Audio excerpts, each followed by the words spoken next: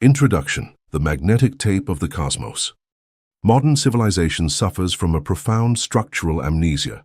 We have built an empire of asphalt and silicon, convinced that destiny is a script carved in stone, a rigid and unalterable sentence that we must drag upon our shoulders.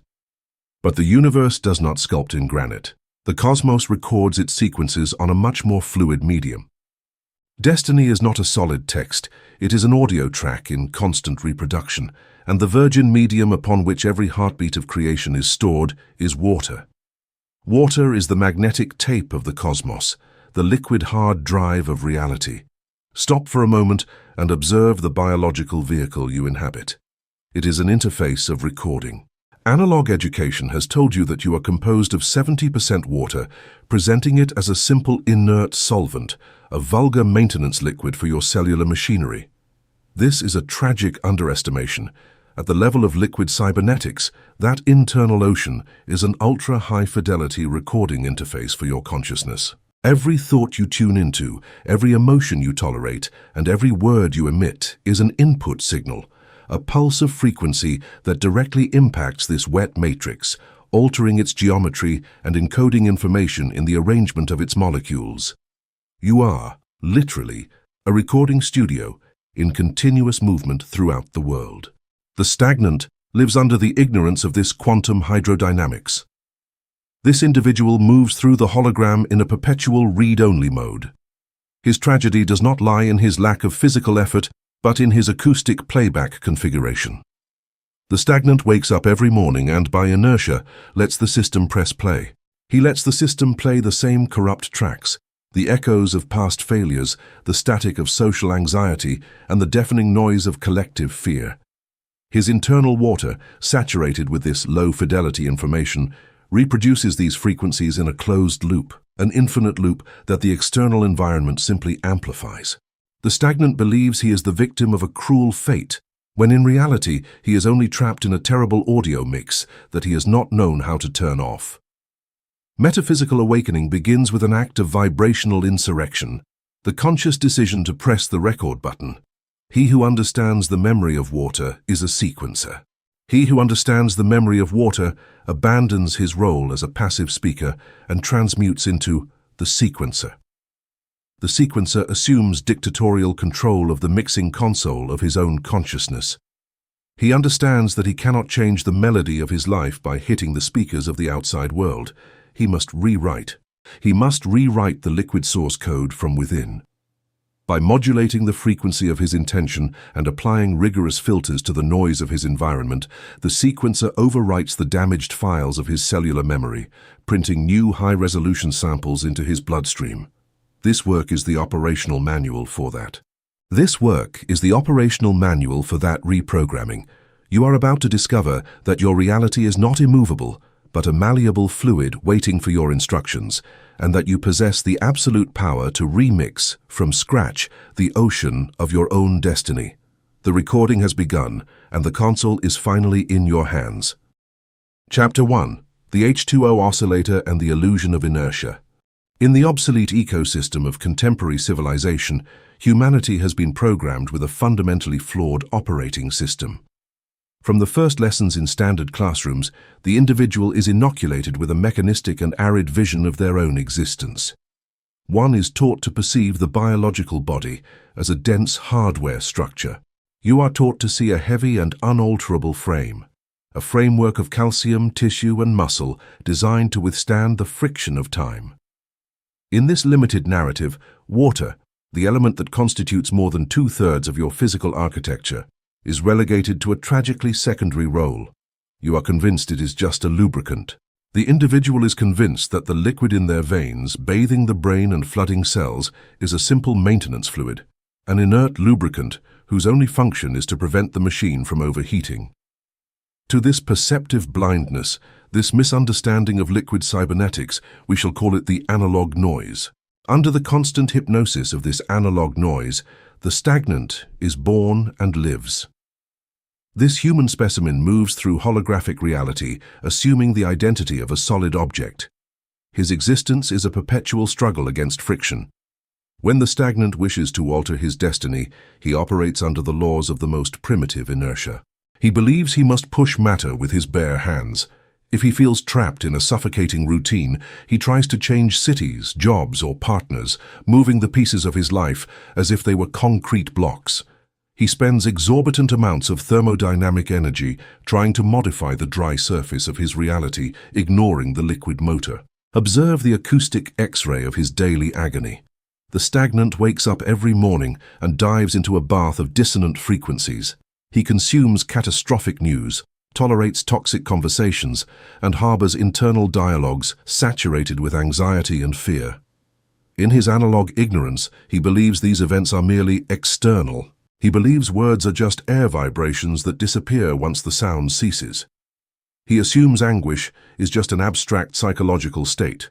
He does not understand, with an innocence that is lethal to his evolution, that his body is not a hermetic container, but an immense recording studio with open microphones 24 hours a day. The tragedy of the stagnant is that he lives in passive reception mode. By not understanding that his internal water is a highly sensitive magnetic tape, he allows the deafening noise of society to record directly into his fluids. Every complaint he emits and every fear he validates acts as an electromagnetic pulse that prints a corrupt track. As years pass, his internal ocean becomes saturated with this static. The liquid that should be a crystalline superconductor of light and purpose becomes a low-fidelity swamp, a scratched record that reproduces the same traumas and limitations in an infinite loop. This is why the stagnant feels that his life does not advance. He experiences the illusion of inertia. He feels his body heavy and his mind slow, blaming genetics or bad luck. The inertia he experiences is not an unbreakable physical law. It is the direct result of trying to navigate life with a hard drive full of malware. He has stored so many frequencies of heaviness in his blood. He is a cassette player stuck on a track of pain, trying to convince himself that if he turns up the volume of the outside music, he will stop hearing the thundering noise of his own contaminated water. As long as the human being treats his fluids as dead matter, he will remain a slave to the accidental recordings of the environment, the source code, the molecular antenna, and high-fidelity recording. To dismantle the blasphemy of solid inertia and awaken to the fluid mastery of the sequencer, we must abandon high school biology and descend into the engine room of quantum hydrodynamics. We must study the anatomy of the most mysterious and programmable element, the H2O molecule, as the source code of your materialization. At the level of its atomic structure, the water molecule is a miracle of interface design. Composed of one oxygen atom and two hydrogen atoms, it does not organize in a boring straight line. The hydrogen atoms cluster to one side of the oxygen, forming a precise geometric angle of approximately 104.5 degrees. This V-shaped configuration generates a fundamental magnetic anomaly. It turns the water molecule into a dipole. In the lexicon of cybernetics and acoustics, a dipole is nothing other than a perfect oscillator and a directional antenna. One end of the molecule has a slight positive charge, and the other has a slight negative charge. Due to this extreme polarity, the water molecule is exquisitely sensitive to any fluctuation in the electromagnetic field surrounding it. It is not static, it is a vibratory entity that responds instantaneously to the signals of the environment. When a sound wave or a thought crosses space, these dipolar molecules react. Like millions of tiny compasses subjected to a magnetic field, water molecules rotate and alter their rhythm of oscillation to enter into resonance with the signal. Water does not just feel the vibration, it records it. It restructures itself to adopt the geometry of the frequency that is impacting it. This is the best-kept secret of three-dimensional existence. Water is an ultra-high-fidelity data storage medium. It is the original magnetic tape of the cosmos. In analog audio recording technology, a virgin magnetic tape passes through a recording head that emits electromagnetic impulses to orient iron oxide particles. These impulses reorient the tiny particles suspended on the tape, creating a physical pattern that represents exactly the original sound wave. Your physical body executes this same process millions of times per second, but with infinitely superior technology. The clusters of water molecules act like the particles on the tape. When you experience a high-intensity emotion, say a deep terror caused by a financial threat, Your brain emits a specific electromagnetic pulse. This pulse travels through your nervous system and bathes the water of your cells. The coherence domains of the water receive the signal and record the vibrational signature of terror. The information has been stored, the audio track has been recorded in the fluid, and here lies the magic and terror of liquid memory. Water does not judge the quality of the music you send it. It is a completely impartial sound engineer. If you send it the symphony of unconditional love, water will structure its clusters. It will create geometries of immaculate beauty, storing that vitality to distribute it through your organs and raising your base frequency. But if, like the stagnant, you spend your days immersed in the static of victimhood, the water in your interior will faithfully record that stridency. Its structure will become chaotic. It will become deaf water, unable to transmit energy efficiently. To understand the source code of water is to awaken to an overwhelming responsibility.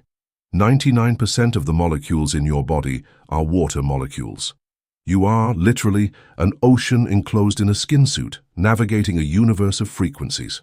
Each time you allow a dissonant wave to penetrate your field without filtering it, you're allowing someone else to enter your recording studio and shout over the master magnetic tape of your biology.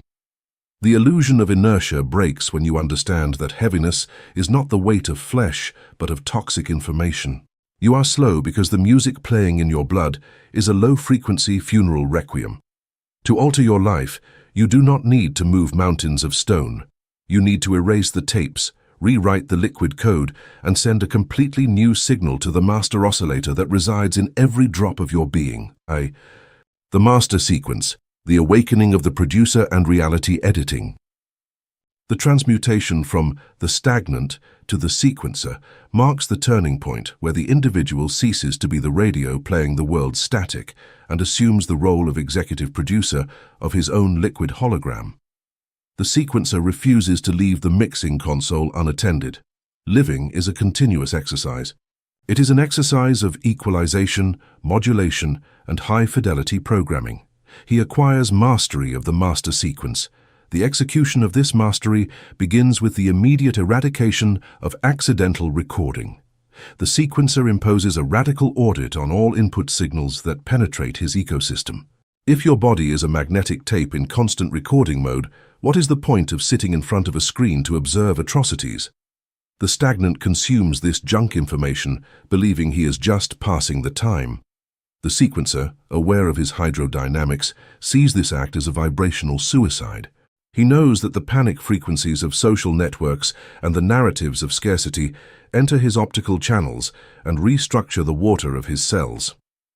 Therefore, the first mandate is acoustic quarantine. The sequencer shields his studio. He develops a surgical intolerance toward analog noise. He cuts without mercy the relationships that only emit static. He turns off the information sources that try to program his water with frequencies of terror. The sequencer endures the withdrawal syndrome of drama because he knows that external silence is the indispensable acoustic requirement to hear his own virgin tape. Once the studio has been soundproofed, the true alchemy of liquid programming begins. The sequencer ceases to be a receiver and becomes the main oscillator. He understands that water not only records, water also transmits. When your water is coded, it acts as an emitter that radiates that signal toward the field. Your physical reality, the people you attract, and the synchronicities you experience are not random events. They are the acoustic rebound, the echo of the audio track your internal water is playing. If you wish to alter the destiny that materializes, you must rewrite the base recording with the intention head. The sequencer sits before the console of his consciousness. He does not desire from lack, for he knows that desiring is emitting the frequency of not having, and the water would record that. Instead, he synthesizes a pulse of absolute certainty. He generates an elevated emotional state before the external event occurs. By holding this pure and sustained intention, the sequencer's brain emits an electromagnetic field of colossal coherence. This pulse floods the heart and saturates the bloodstream. The H2O oscillator enters into sympathetic resonance. Billions of molecules obey the producer, reorganizing into perfect hexagonal geometries. In a matter of minutes, the internal water has been reprogrammed. The old track of fear or insecurity has been permanently overwritten. Now, every heartbeat of the sequencer pumps blood encoded with the vibrational signature of success, health, and sovereignty. The illusion of inertia is completely shattered. The stagnant believed that change required time and extreme physical effort. He believed in the slowness of matter. But the sequencer experiences the dizzying speed of liquid cybernetics. By having altered the structure of his internal water, his body feels suddenly light and electric. The heavy information has been purged. Even more fascinating is the response of the outer hologram. Since the sequencer's internal water now emits a high-power structured frequency, the outer environment is forced to reorganize to enter into phase with this new transmission. The barriers of inertia that seemed solid as concrete walls suddenly reveal themselves as mirages. They become permeable and fluid, rearranging without friction to allow the passage of the sequencer. You have not forced the world to change with blows. You have modulated the frequency of your emitting antenna, and reality, like a perfect acoustic mirror, has modified its reflection to match your new melody. To reclaim the throne of your existence, you must stop treating your body as a vehicle of dumb flesh. You are a quantum tuning instrument. You are an intelligent sea waiting for the captain's orders. Assume today the unnegotiable responsibility for every sample of information that you allow to touch your blood. Become a tyrant of your own internal acoustics. Relentlessly audit your thoughts, reject the company of noisy minds, and learn to sit in stillness until you can feel the pure oscillation of your own clean water. When you understand you are at the controls, you have abandoned the paralysis of the sleepwalkers. You have transmuted irrevocably into the only and legitimate sequencer of the ocean of your own immortality. The master mix is ready. Press play. Chapter 2. Cymatics and the Keyboard of Intention. In the vast and disordered disco of modern civilization, a primitive belief exists that keeps the vast majority of the human species chained to disease, failure, and heaviness. The contemporary individual has been injected with the lethal dogma of dualism, the optical and acoustic illusion that their mind and body inhabit two separate universes. This fallacy, which disconnects the creator from their own work, we shall call the mirage of soundproofing, the most toxic level of analog noise. Under this hypnotic spell wanders the stagnant. This specimen processes their existence under a premise as naive as it is destructive. They firmly believe that their skull is a hermetic, soundproofed room.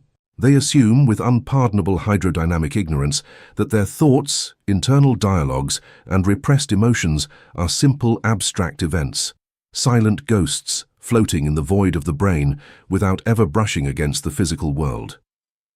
For the stagnant, the mind is an audio player with headphones on. He believes he can play the most chaotic music. He is convinced that no one else, much less his own biology, can hear the stridency. Observe the acoustic X-ray of his daily suicide. The stagnant wakes up and immediately presses play on his mental console, activating a loop of financial anxiety and rusted grudges. His internal dialogue is a low-resolution cacophony. If we could connect his mind to a visual equalizer, we would see grotesque peaks of distortion, saturated frequencies that break the speakers of his peace. He mentally insults co-workers, belittles himself in the mirror, and repeats the narratives of scarcity dictated by society. But because words don't leave his mouth, he thinks nothing happened. He believes his body of flesh and bone is indifferent to that symphony of disaster. He ignores, with absolute cybernetic blindness, that the human body has no soundproofed walls. He ignores that his biological vehicle is 70% liquid, an internal ocean functioning as the most perfect omnidirectional microphone ever designed. When the stagnant generates a thought of panic, that event does not stay floating in the abstract world of ideas. The brain instantly translates that thought into an electrical pulse, an acoustic vibration of low frequency that travels through the nervous system and crashes directly against the water matrix of his trillions of cells. The water hears everything. The water records every whisper of doubt and every scream of terror. The tragedy of analog noise is that the stagnant is playing dissonant heavy metal in a cathedral designed for classical music, and then wonders why the stained glass of his health and outer reality is shattering into pieces. He experiences chronic fatigue and creative blocks, seeking the cause in the solid world.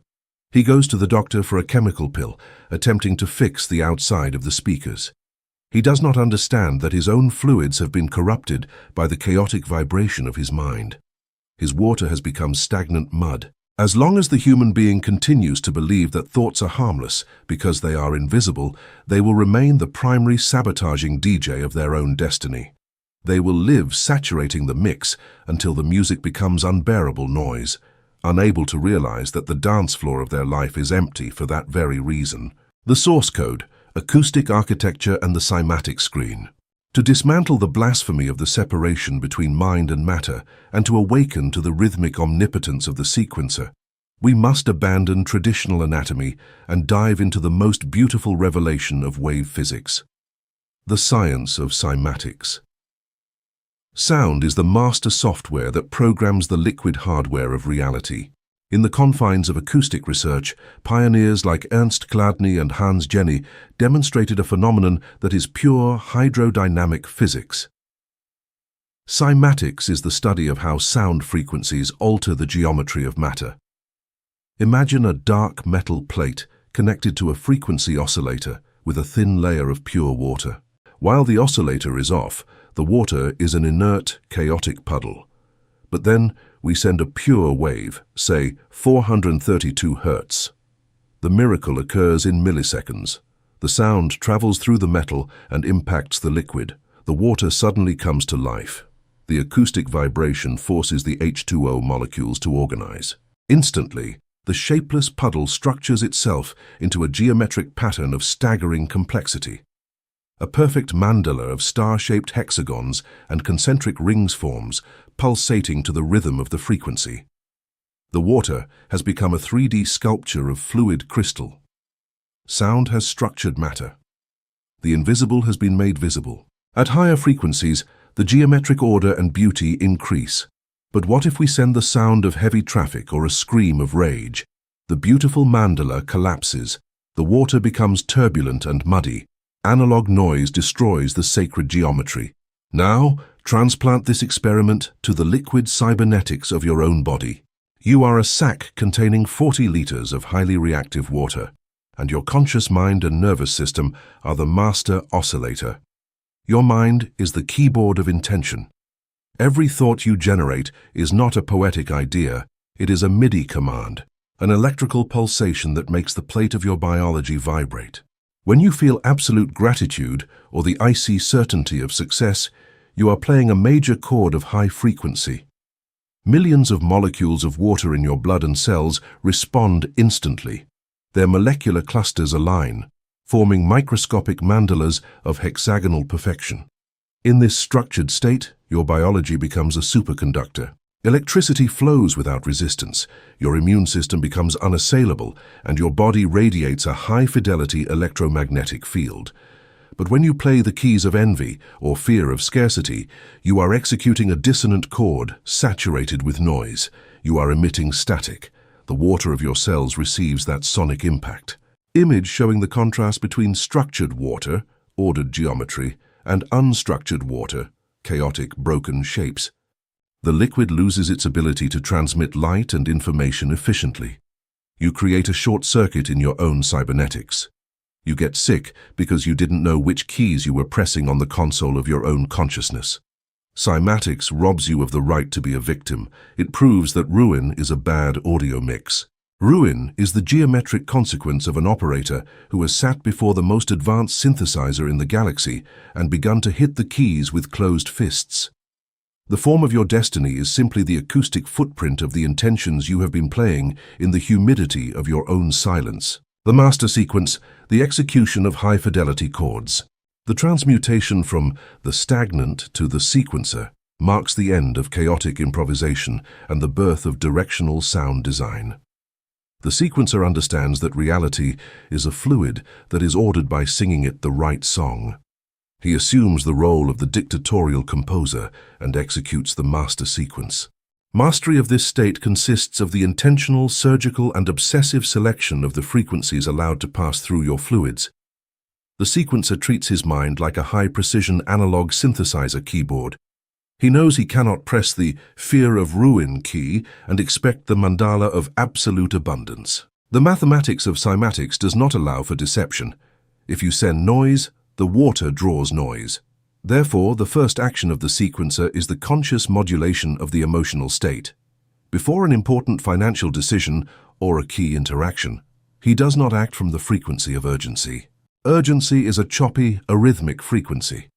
The sequencer pauses. He closes his eyes and locates the exact chord of unnegotiable certainty on the keyboard of his consciousness. He presses that key. He formulates the pure intention, "My victory is already a holographic fact." He feels the vibration in his chest. Emotion is the amplifier. A thought without emotion is like a keyboard, not connected to speakers. It produces no alteration in the water. But when the sequencer joins clear thought with the expansive emotion of consummated victory, he pushes the volume fader to the maximum.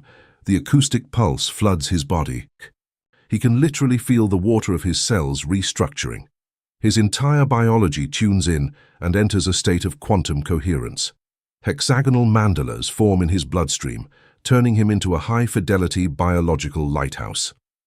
Here occurs the operational magic of liquid cybernetics that the stagnant calls luck. The water in your body is not isolated from the rest of the planet or the quantum field. The resonance travels. Since the sequencer's body is emitting a cymatic frequency of perfect order, that electromagnetic signal radiates outward beyond his skin. It enters into contact with the holographic field of outer reality. Market forces and human relationships also operate under fluid laws at a quantum level. Receiving the high-fidelity transmission, the chaotic 3D environment feels the gravitational influence of that organizing sound. People vibrating in doubt move away, unable to withstand the intensity of the pure signal. Allies tuned into expansion feel the harmonic resonance and are drawn toward the sequencer like iron filings to a magnet. Solid obstacles lose their cohesion and move out of the way, adapting their shape to the new mandala that the sequencer's mind is projecting. You touch the chord that turned the wall into vapor. To forge this power, you must sign the pact of total acoustic responsibility today. Stop treating your thoughts as harmless events. Your biology is listening to every damn syllable you utter in the silence of your bedroom. Every "I am not capable" is a pulse of vibrational acid destroying your own geometry. Become a dictator of your internal playlists.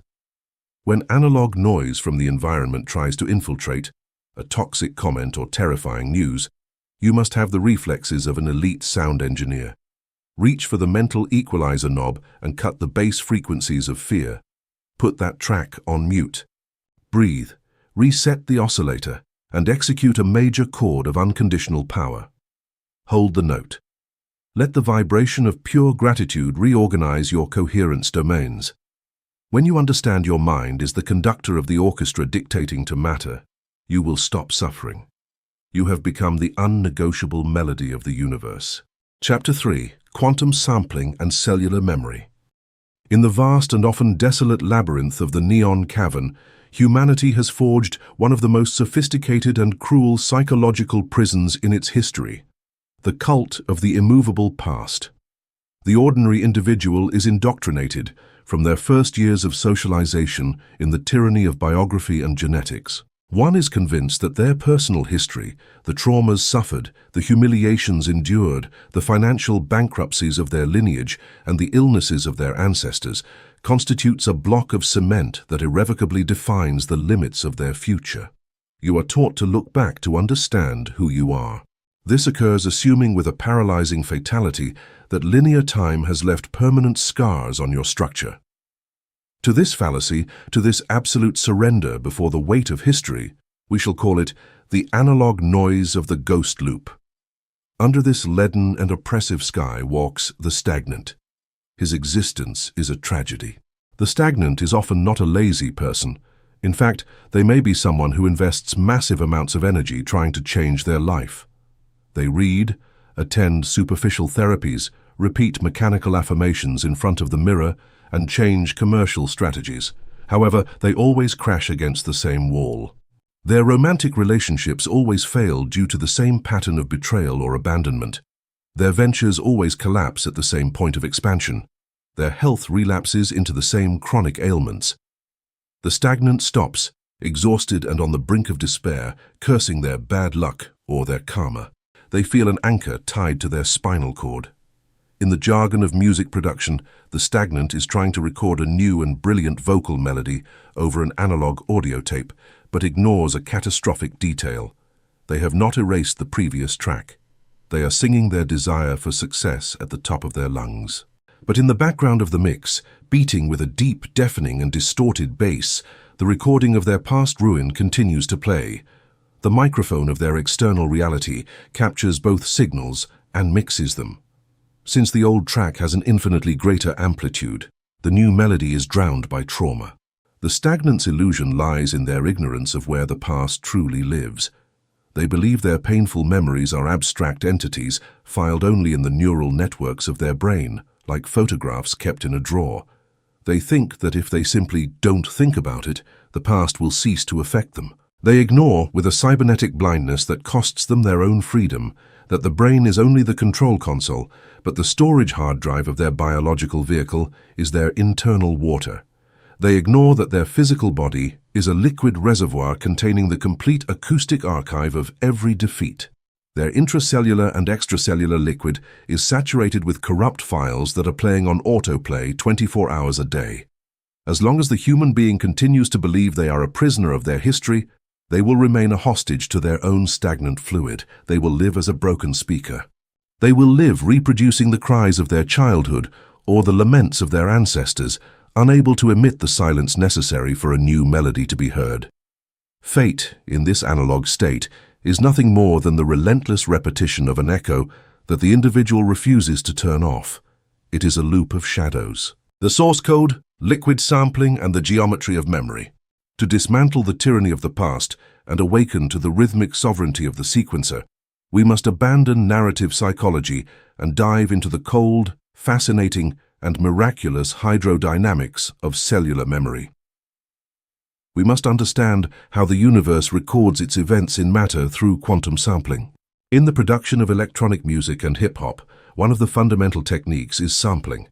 The producer takes an old song, extracts a fragment of 2 or 3 seconds, a drum beat, a piano chord, or a scream, and isolates it.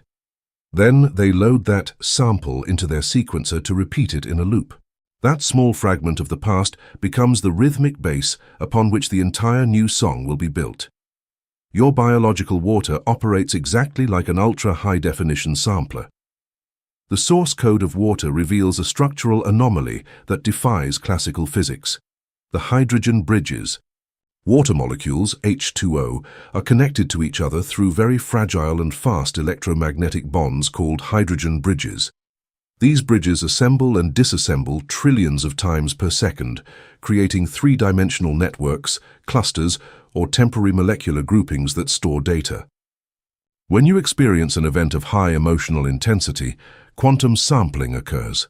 Suppose you suffer a devastating betrayal that leads to financial ruin. In that instant, your brain, acting as the main microphone, emits an electromagnetic shockwave saturated with panic, humiliation, and pain. This wave travels through your bloodstream at a dizzying speed and impacts the networks of hydrogen bridges of your cellular water. The vibration is so intense that it forces the water clusters to adopt a specific geometry to accommodate that frequency. The water freezes that vibrational signature. It has taken a sample. It has captured the exact acoustic signature of the terror of poverty and betrayal. Once the external event ends, the partner leaves, the bank papers are signed, the material situation disappears in time. But in the cybernetics of your fluids, the event has just begun. The water of your cells has stored that geometric sample and, being a conductive and intelligent liquid, begins to reproduce it in the background. Your nervous system reads the geometry of that water and keeps your body in a state of low-level alert. Your blood pumps the frequency of betrayal. Cells divide and die, but before dying, they transmit this acoustic template to the new generation of cells, ensuring that the new water entering your body adopts the same geometry of the trauma. This is the hidden mechanic of cellular memory. It is why your body reacts with tachycardia today. Your body reacts to a business opportunity with sweating despite your conscious mind desiring success. Your brain says, "We're going to win," but your water fires the sample of the previous ruin and screams, "Lethal danger." Your body is reacting to an echo from 10 years ago as if it were now. The abyss of quantum sampling goes even deeper. Epigenetics and hydrodynamics suggest that you do not only store your own samples, you inherit the audio libraries of your ancestors. The water that formed the first cell in your mother's womb already contained the structures of the fears of your lineage. The stagnant lives reproducing loops of people who no longer exist, carrying the vibrational mourning of great-great-grandparents they never met. While your memory buffer is full of these corrupt tracks, no positive affirmation and no new relationship can truly prosper in your material world.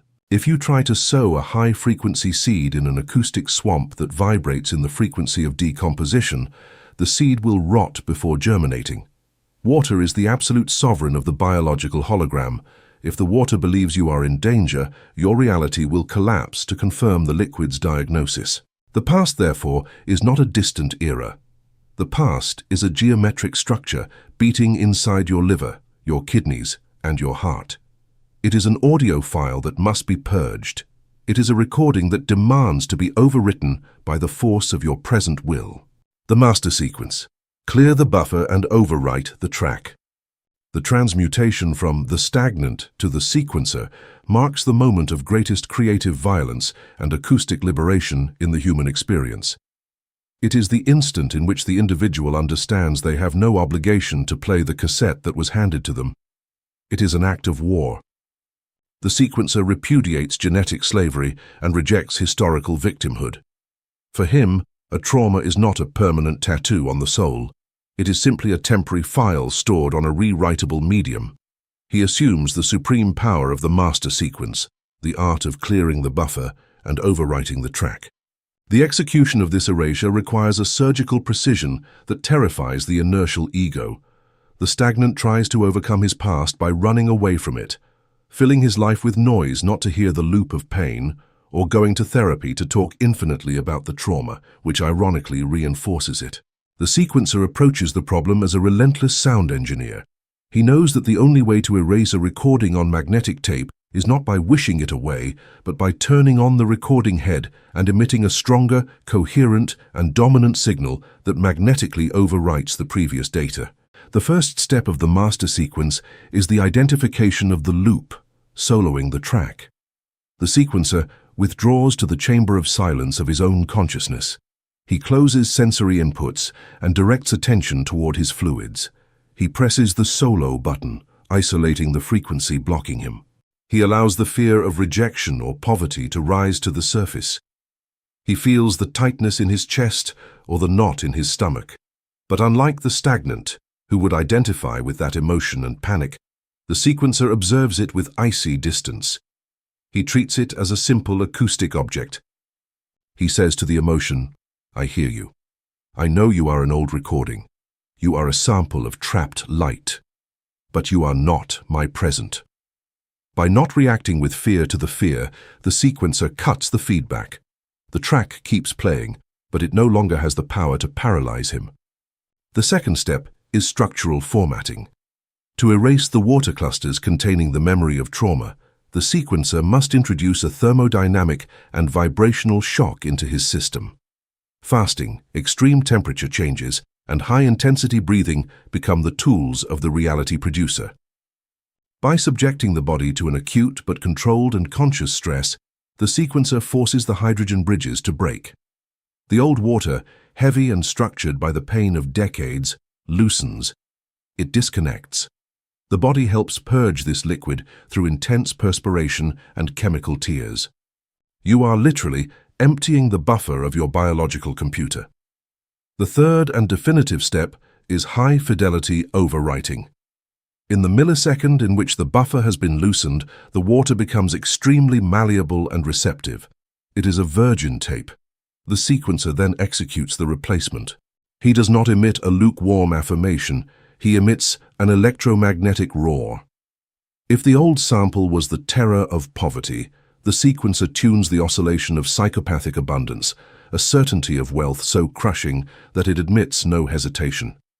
He feels the final victory in his very marrow. He elevates the amplitude of this superior emotion until his heart beats with a force that makes his bones vibrate. This pulse of massive coherence travels through the nervous system and impacts the matrix of fresh water. The H2O oscillator, receiving this signal, instantly reorders into hexagonal geometries. The old track has been overwritten, the trauma file has been annihilated. Upon rising from this extreme meditation, the sequencer is, literally, a different person. His blood pumps a different melody. His cellular memory no longer holds the memory of the victim. Now it holds the memory of the monarch, of... The water in his interior has become a superconducting liquid, radiating a devastating field of magnetic attraction. From this instant, the illusion of inertia disappears completely.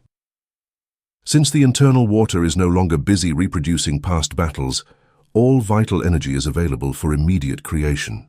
The sequencer walks toward his business, and resistance disappears. People who previously rejected him now feel inexplicably attracted by his acoustic clarity. Barriers dissolve because the external hologram reacts immediately to the cleaning of his magnetic tape. He has executed an override on his OS. To master this level of liquid cybernetics, you must commit an act of cruelty against your own nostalgia. You have to stop treasuring your wounds as if they were medals of honor. Past suffering does not make you special, it only makes you heavy. You must be willing to lose that identity.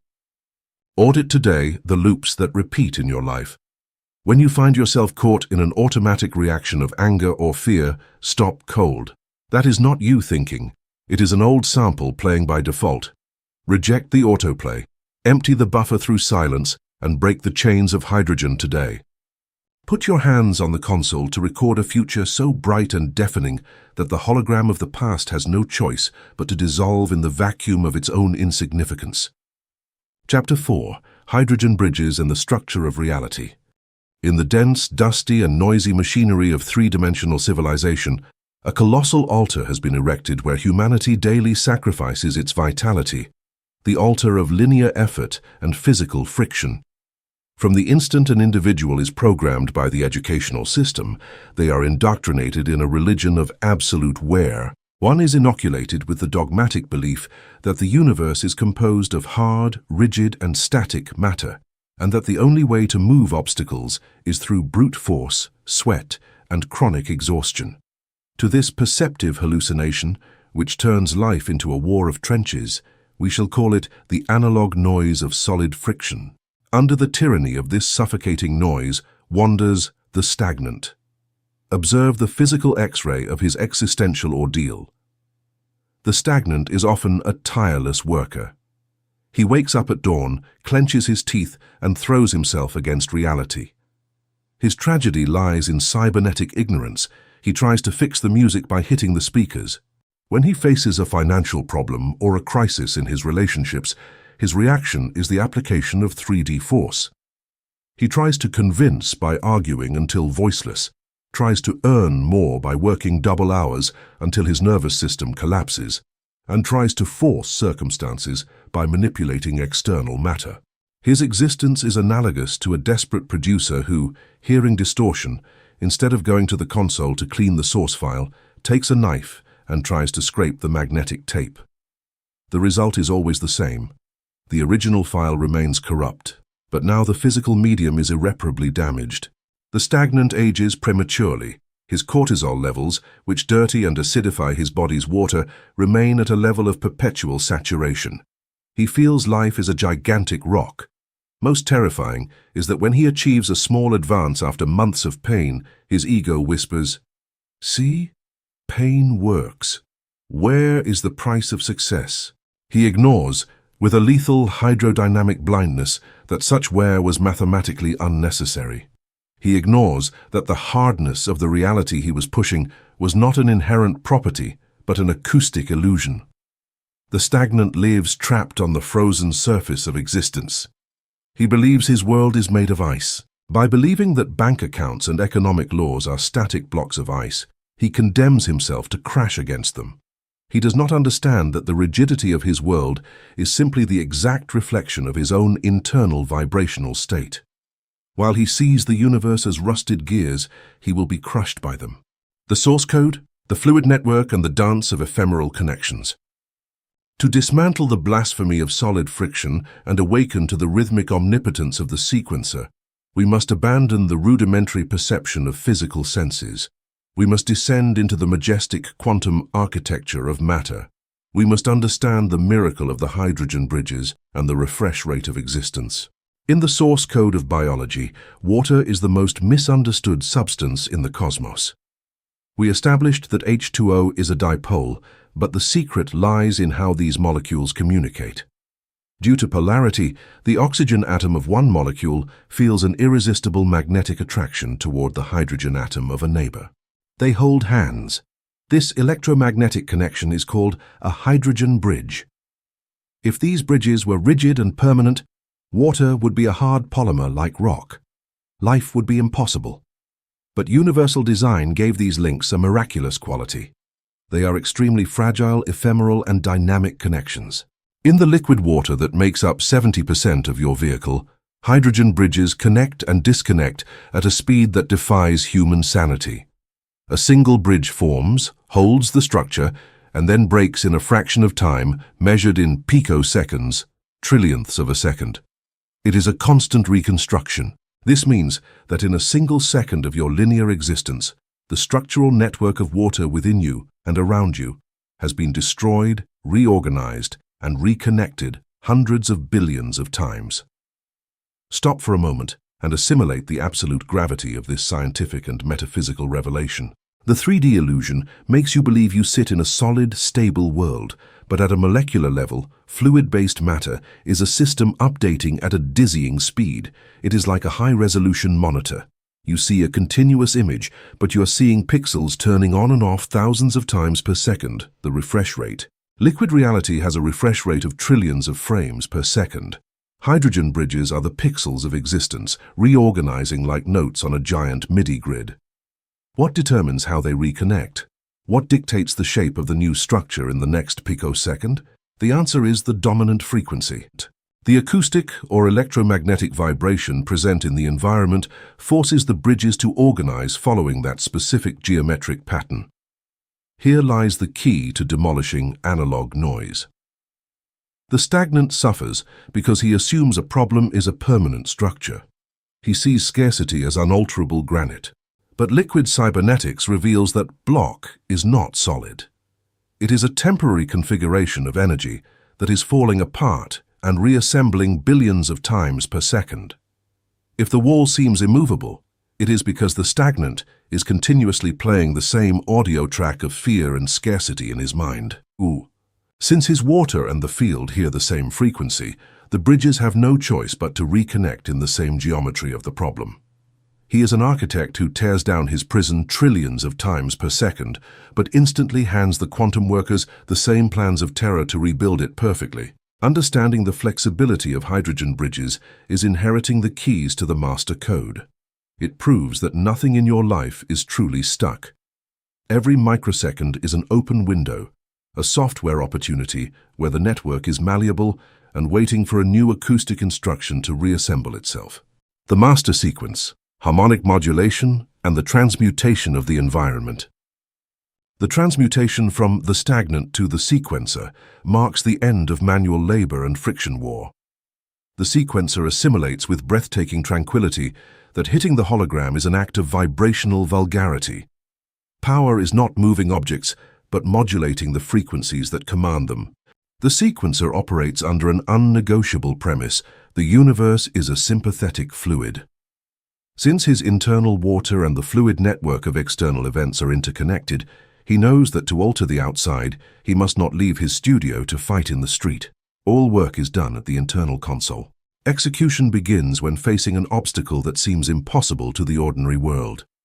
Imagine a legal wall, an industry collapse, or aggressive resistance. The animal ego screams for action: fight, attack, push. But the sequencer deactivates the analog engines immediately. He applies magnetic brakes.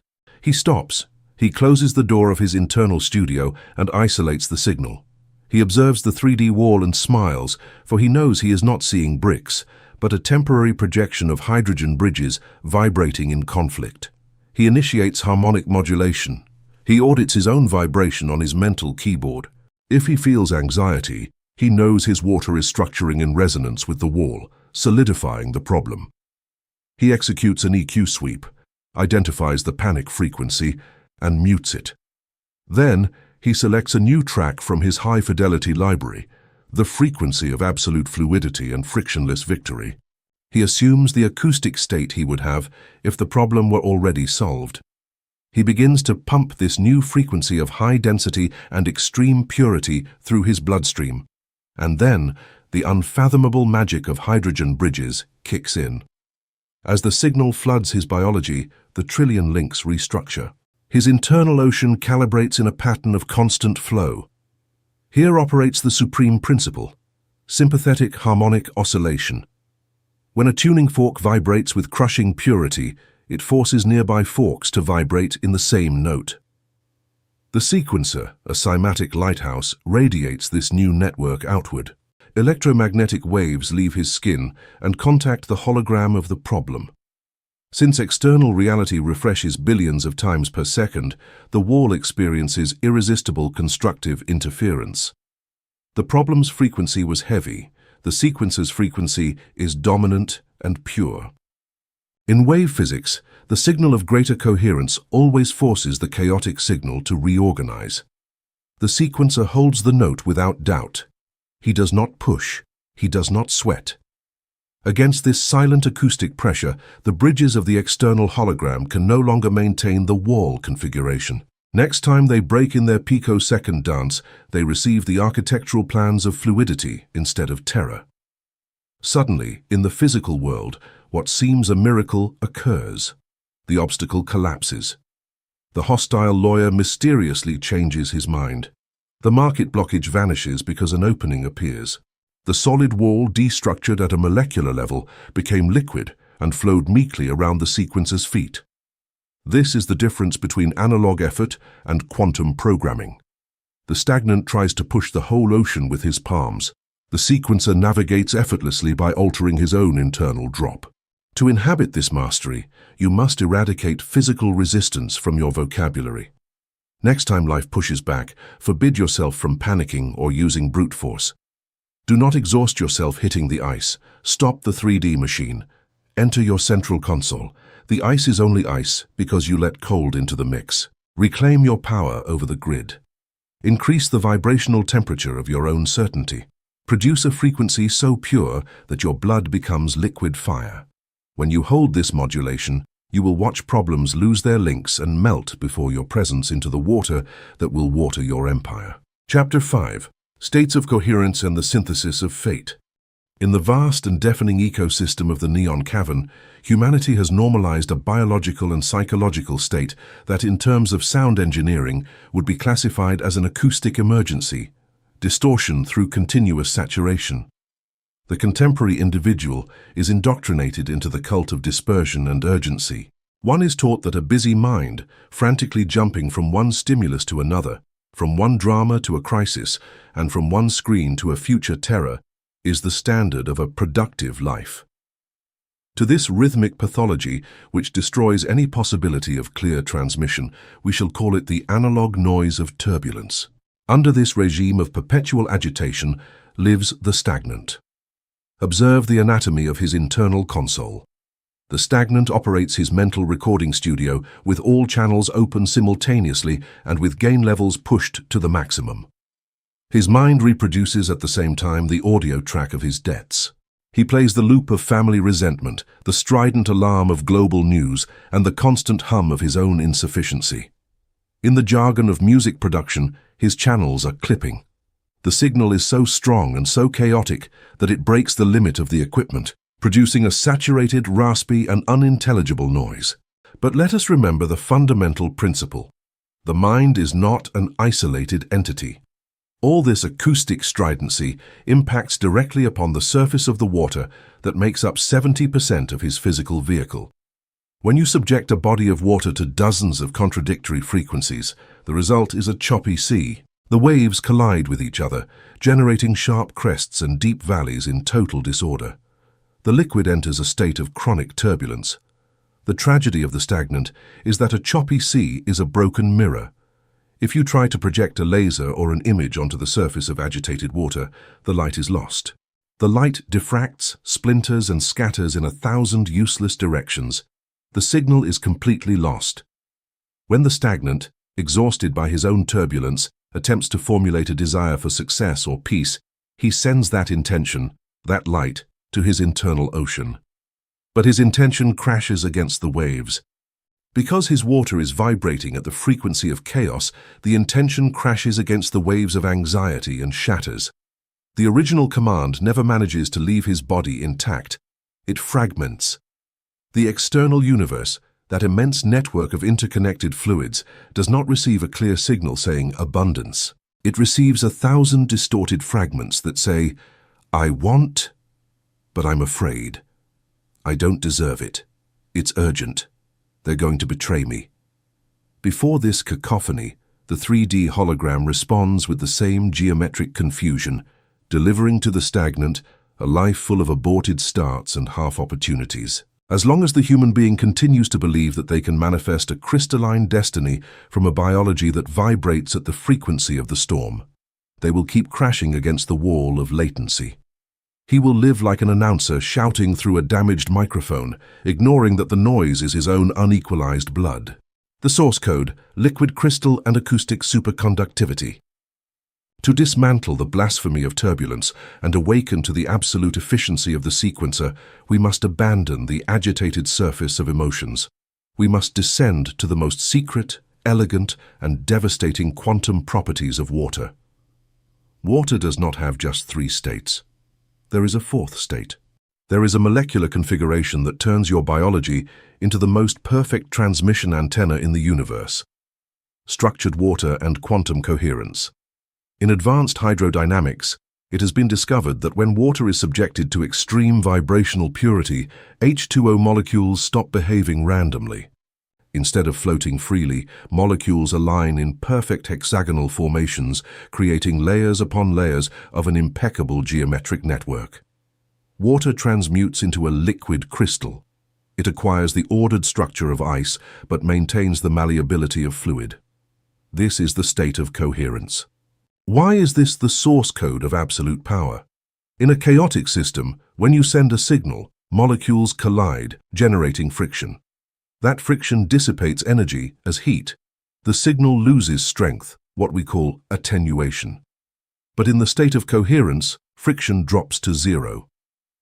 The liquid crystal acts as a superconductor of information and electromagnetic energy. Since all molecules are oriented in exactly the same direction and vibrating in perfect phase, an acoustic pulse or electrical intention travels through the network without losing a single decibel of power. There is no resistance, there is no background noise. In wave theory, this is called phase synchronization. It is the difference between an ordinary bulb and a laser. Your biological vehicle was designed to operate as a laser cannon of intentions, powered by superconducting fluids. When the water matrix within you reaches this state of coherence, your body ceases to be a heavy obstacle and becomes divine fiber optics. Any command you play in your mind, to heal tissue, to attract a partner, moves through your nervous system at quantum speed. It is lethal for the hologram. Due to the hydrodynamic entanglement connecting us to the outside, that hypercoherent signal is expelled from your body without distortion, hitting the universe's network with the force of an acoustic tsunami. Quantum coherence is the key to the synthesis of fate. Creation is not slow, your signal is just weak. When the internal liquid structures itself, the latency between what you command in your console and what materializes on the screen of the outside world is reduced to a blink. The wait is over when the friction is gone. You become a direct broadcast to the fabric of reality itself. The master sequence, phase alignment, and studio silence. The transmutation from the stagnant to the sequencer marks the end of useless agitation and the advent of dominion over the BPM of existence. The sequencer repudiates anxious hyperactivity. He understands that moving fast is useless if the vehicle travels on flat tires. He goes to the control room. The most productive act he can execute is to align the phase of his own fluids. He executes the master sequence of the state of coherence. He does not isolate in a cave. He applies sound engineering directly to his biology through the studio silence protocol. He becomes the master of his own internal acoustics. Imagine the sequencer faces a major challenge. The analog noise of society screams at him to worry, but the sequencer closes the faders of the outside world. He stops all physical movement. He sits in absolute stillness. He knows that the turbulence of water only stops when the chaotic vibration ceases. The first command is slowing the BPM. Through rhythmic and mathematically symmetrical breathing, the sequencer lowers his heart rate. The heart is the primary oscillator. Its field is thousands of times stronger than the brain's. By stabilizing the heart, he sends a slow, heavy acoustic wave through the blood. This slow wave begins to iron out the choppy sea. Waves of cortisol and adrenaline vanish. Blood ceases to be a chaotic torrent and flows like a river of silk. As internal silence deepens, phase alignment occurs. The sequencer withdraws attention from secondary problems and fears. He concentrates the totality of his bandwidth on a single point, a single pure feeling, absolute gratitude or the unmovable certainty of his sovereignty. By holding this one note without allowing any other thought to introduce static, the water of his cells responds to the purity of the tone. H2O molecules stop colliding. They begin to rotate on their own axis, orienting their poles in perfect alignment. Layer by layer, the water within his vessels and around his DNA acoustically freezes into hexagonal geometries. The body has entered the state of coherence. It is now a superconductor. In this millisecond of extreme purity, the physical body feels immensely light, and the mind is as sharp as a diamond. The sequencer executes the synthesis of fate. He presses play on his master intention.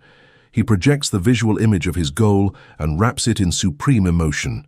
Since his water is now a superconducting liquid crystal, there is no decibel loss. The order travels from his central console and is expelled toward the universe's network with devastating force. The order finds no resistance. The outer hologram is forced to restructure immediately. The sequencer opens his eyes. He is not anxious about when his desire will manifest, because in the state of coherence, the separation between present and future disappears. He knows the signal has been sent with maximum fidelity. He walks into the arena and discovers that the world has softened. Perfect synchronicities appear in his path, and events order themselves to match the track he just mastered in his interior silence. To operate your reality, you must declare war on useless agitation. Renounce the toxic belief that worry is a form of occupation. It is just shaking the water. When life accelerates and fear tries to take control, forbid yourself from making decisions. A command sent from a choppy sea will only generate more shipwrecks. Press the pause button, isolate your studio. Reduce the BPM until the turbulence in your chest flattens into a mirror. The expansion of the superconducting network. To truly master the synthesis of fate, you must understand that your state of coherence does not end at your skin. Your body is the master transmitter, but the universe is the amplification rack. When you maintain the hexagonal structure of your water for prolonged periods, you begin to infect the environment. This is the principle of harmonic contagion.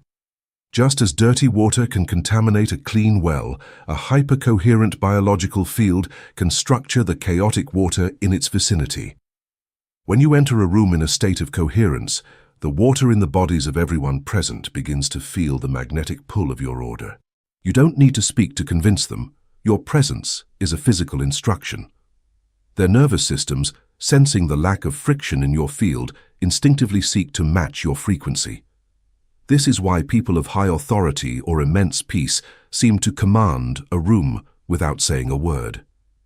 The sequencer uses this to his advantage in every negotiation. He prepares his internal studio minutes before the meeting, ensuring his liquid hard drive is reproducing the frequency of the desired outcome.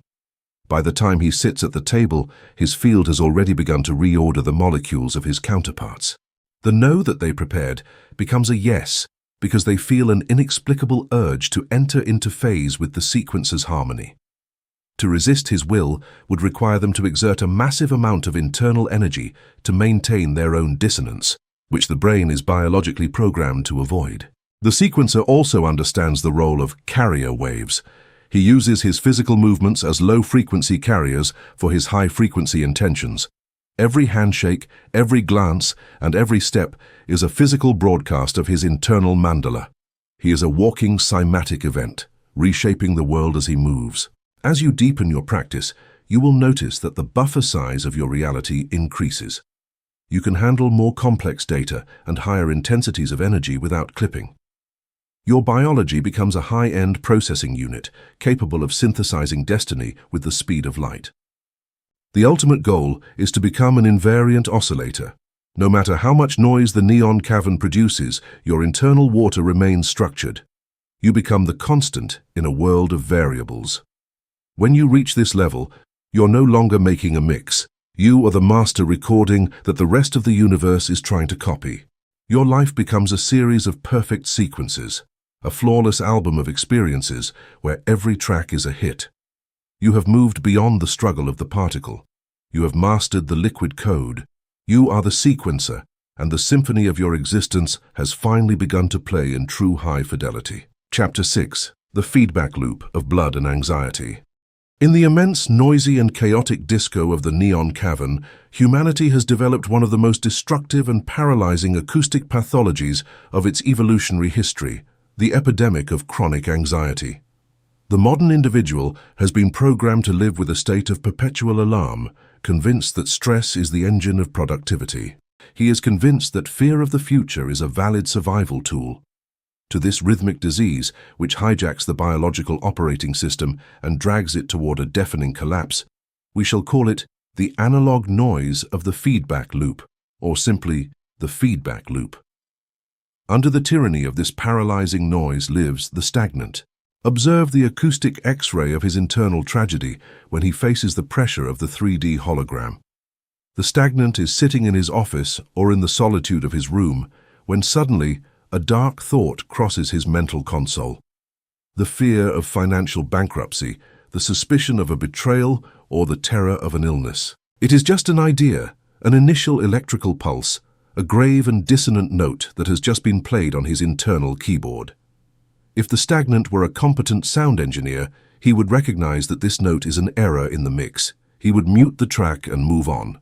But his hydrodynamic ignorance condemns him. Upon feeling that first pulse of fear, the stagnant pays it absolute attention. He raises the volume, fader, of that thought. He begins to analyze it, to dissect it, and to imagine the worst possible scenarios. In the physics of sound, when a musician brings an open microphone too close to the speaker, feedback occurs. A violent phenomenon called acoustic feedback or feedback loop happens.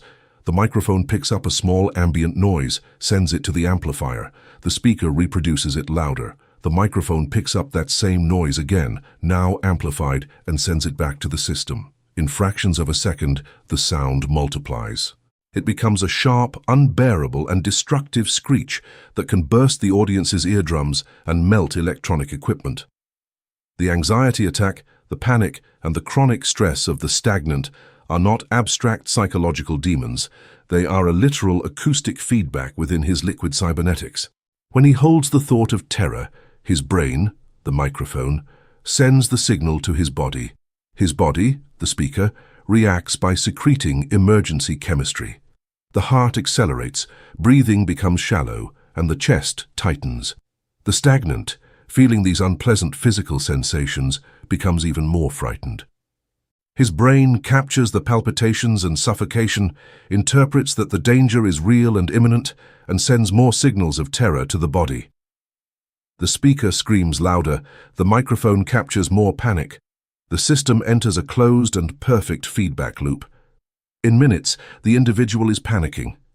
He feels he is going to die, that his biological hardware is about to collapse. He trembles, breaks out in a cold sweat, and paralyzes.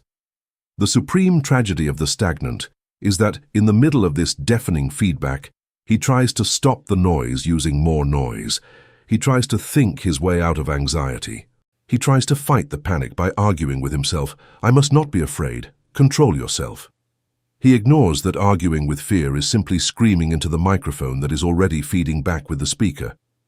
Any signal you introduce into a system in feedback only feeds the screech and makes it worse. As long as the human being believes that anxiety is resolved on the intellectual plane, he will continue to be devoured by the destructive resonance of his own biology. He will live as a terrified operator, covering his ears before the monitors, unable to understand that the only way to stop it is to cut the cable. The source code, the master bus, and the liquid wiring of the blood. To dismantle the blasphemy of uncontrollable panic and awaken to the surgical serenity of the sequencer, we must abandon superficial psychology and descend into the majestic engineering of transport in our biological vehicle. We must understand exactly how information travels from the mental console. We must understand how it reaches the last corner of the physical hologram. We must study the most vital and programmable fluid of your existence, human blood, operating as the master bus of your acoustic system. In a music production studio, a DAW, you can have hundreds of individual tracks recorded. You have the drums, the bass, the guitars, and the voices. But for you to hear the complete song through your speakers, all those individual tracks must be sent to a single central channel that sums, mixes, and distributes them. This supreme channel is called the master bus. It affects every note. If you introduce a bright distortion effect or a crystalline equalization on the master bus, absolutely the whole song will be affected immediately. Your circulatory system is the master bus of your body. Your blood is a fluid connective tissue composed of more than 90% water. It is the densest data cable. The source code reveals that blood is not a simple messenger service that transports oxygen mechanically. It is a liquid fiber optic network that transports packets of vibrational and chemical information. The hormones and neurotransmitters that travel through your blood are the material embodiment of frequencies. When the amygdala in the stagnant's brain detects the threat of his own dark thought, it activates the hypothalamic pituitary adrenal axis. This axis is the equivalent of turning on an extreme distortion and saturation plug-in on the console. The adrenal glands inject a torrent of cortisol and adrenaline. You have just injected low-frequency, high-gain static noise into your master bus. That blood, now heavy, acidic, and coded with the geometry of terror, is pumped by your heart. The heart acts as the power amplifier of your studio. In panic, the BPM, beats per minute, of the heart jump from 60 to 120. This amplifier pushes the turbulent blood at a dizzying speed, sending the information of fear to every cell of your liver, your lungs, your muscles, and back to your brain. The water molecules in your blood, being saturated by this stress chemistry, immediately lose any state of coherence or geometry.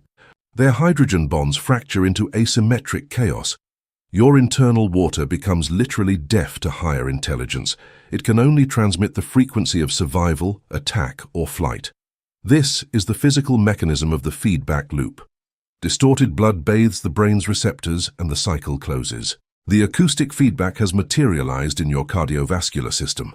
The noise is deafening, and the physical body, unable to withstand this signal saturation for prolonged periods without suffering structural damage, begins to manifest cellular inflammation, ulcers, and immune system failures. It is a slow fire. Understanding that anxiety travels through the blood grants you a radical power of intervention. It proves that panic is not a divine punishment or a weakness of character. It is a signal routing problem in a liquid medium. If blood transports the distortion, then blood is the medium for the correction. You cannot put out the fire of panic by reasoning with the sparks. You have to alter the acoustic composition and the speed of the water that is carrying the flame. The master sequence, the high-pass filter, and the signal cut.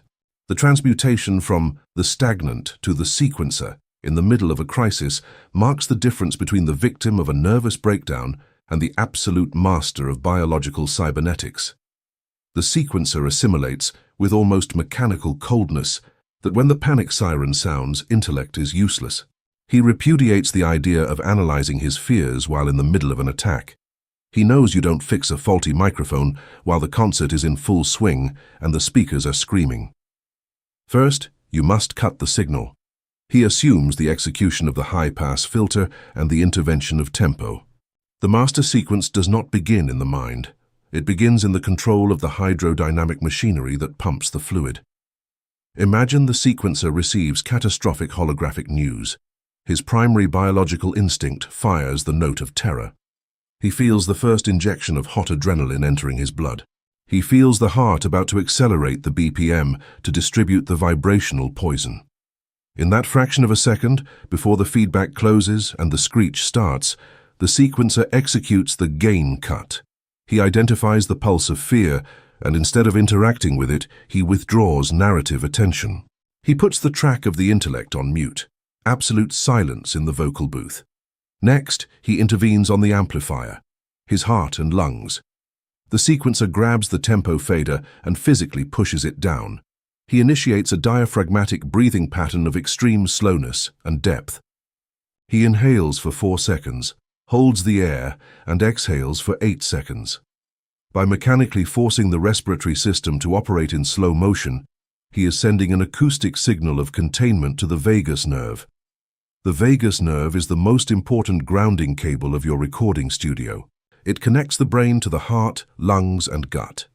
When you lengthen the exhalation, the vagus nerve activates and releases acetylcholine directly into the blood.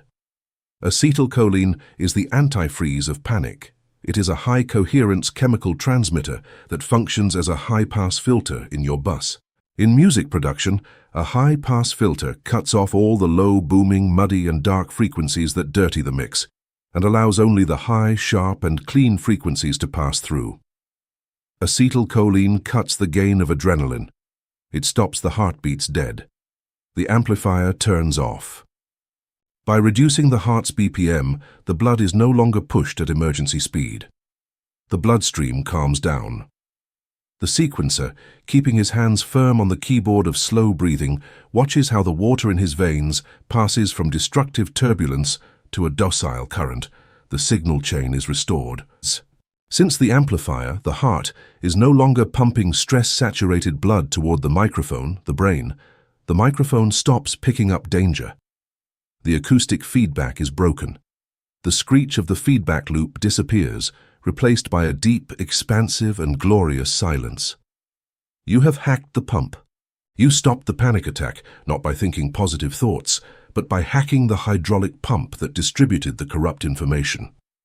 Once the filter has cleaned the blood and the system returns to a basal state of coherence, the sequencer can finally analyze the hologram with absolute clarity. Now that the blood is clear and the water's coherence domains have been re-established in hexagonal geometries, his intellect can function without distortion. He looks at the problem, the debt, the rejection, and perceives it as a simple temporal configuration of hydrogen bonds that requires modulation. Mastery of blood flow turns you into an unassailable fortress against the pressures of the market. The sleepwalkers in your environment, when facing crises, enter into feedback and destroy themselves from within, making catastrophic errors. Their businesses fail because they cannot isolate their own fear signal. You, as a sequencer, become the most lethal and respected entity of your ecosystem because you possess acoustic immunity. When the neon cavern bursts into flames around you, you do not allow that noise into your master bus.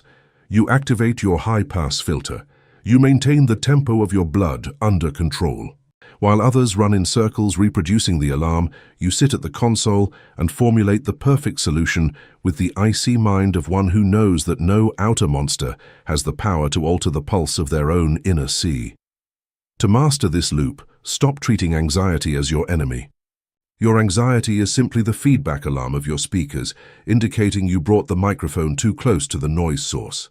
Next time you feel the heat of fear, do not be afraid of your body. Smile at the mechanical wonder of your liquid cybernetics. Stop your tongue. Freeze your movements. Grab the fader of your breath and lower it until the heart surrenders to your will. Cut the signal with the elegance of a sound surgeon. When you learn to silence the storm in your own veins in seconds, you will discover that no force in holographic reality can snatch the command of your melody. Chapter 7. Hydrodynamic Entanglement, the universe's plug-in. In the suffocating and compartmentalized architecture of the neon cavern, humanity has been programmed with the most paralyzing and melancholic virus of all, the dogma of absolute separation. The contemporary individual is raised under the optical and tactile illusion that their existence ends exactly where their skin ends. One is indoctrinated into the belief of being an isolated biological entity, an island of flesh and blood floating in an ocean of vacuum, disconnected from the rest of the cosmic machinery. To this pathology of perception, which condemns the human being to existential loneliness and strenuous physical effort, we shall call it the analog noise of isolation.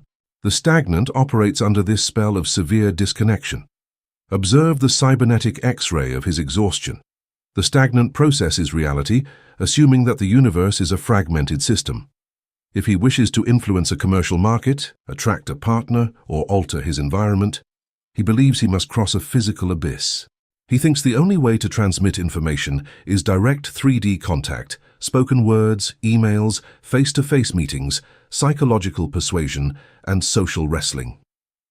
In sound engineering jargon, the stagnant is a producer sitting in his studio in front of a massive analog console, desperately trying to sync his music with others. However, he does it by shouting instructions out the window. He ignores that his studio has an internal router, an ultra-high-speed modem that connects him directly to the global network. Since he doesn't know he is connected, he doesn't use the network. He uses his vocal cords, his muscles, and his linear time. This illusion of separation generates unbearable 3D friction. The stagnant invests his vital energy in networking, in manipulating external matter, and in the constant hunt for opportunities. He chases clients, love, and recognition. He goes door to door, pushing his signal through a medium he perceives as dry and resistant. And when people do not respond to his demands, when markets ignore him or relationships collapse, he feels deeply alone and rejected by a world he perceives as deaf to his needs. The tragedy of the stagnant is that he suffers from the disconnected mixer syndrome. He assumes others are closed, impenetrable vaults. He believes they can only be opened through logic or emotional force. He does not understand that the resistance he finds is not personal. It is the result of trying to send a heavy file through an obsolete analog connection full of noise, static, and distrust. He is trying to force a signal through a disconnected cable. As long as the human being believes he is alone inside his skull, separated from the holographic fabric by miles of empty air, he will remain a beggar of others' attention. He will live like a synthesizer unplugged from the main grid, exhausting his internal battery trying to sound louder than the noise of the cavern. He remains blind to the fact that he does not need to shout to be heard. He only needs to connect to the main cable that already joins, in a liquid and perfect silence, the core of his own heart with the beating heart of the entire universe. The connection is already there, waiting to be activated by his intention. The source code, the cosmos intranet, and quantum entanglement. To dismantle the blasphemy of isolation and awaken to the rhythmic omnipresence of the sequencer, we must abandon the limitation of Newtonian physics and dive into the vastest, most silent network, quantum hydrodynamics and the universal water plug-in. Separation is a graphic hallucination. The liquid medium we inhabit operates under the supreme law of entanglement. In quantum physics, entanglement is a phenomenon that terrified and fascinated the most brilliant minds. It occurs when two particles interact such that their quantum states become indissolubly linked. Once entangled, distance does not matter. Whether separated by a meter or a billion light-years, if you alter the frequency of particle A, particle B reacts and alters its state instantaneously in zero time without any visible signal traveling through space. They are connected by an invisible cable that transcends time and linear space. Now, let us transfer this miracle to the cybernetics of your biological fluids. Earth's water is a closed and continuous system. No new water has been created on this planet for billions of years. The same water you drank this morning is the water that evaporated from primordial oceans and flowed through your ancestors.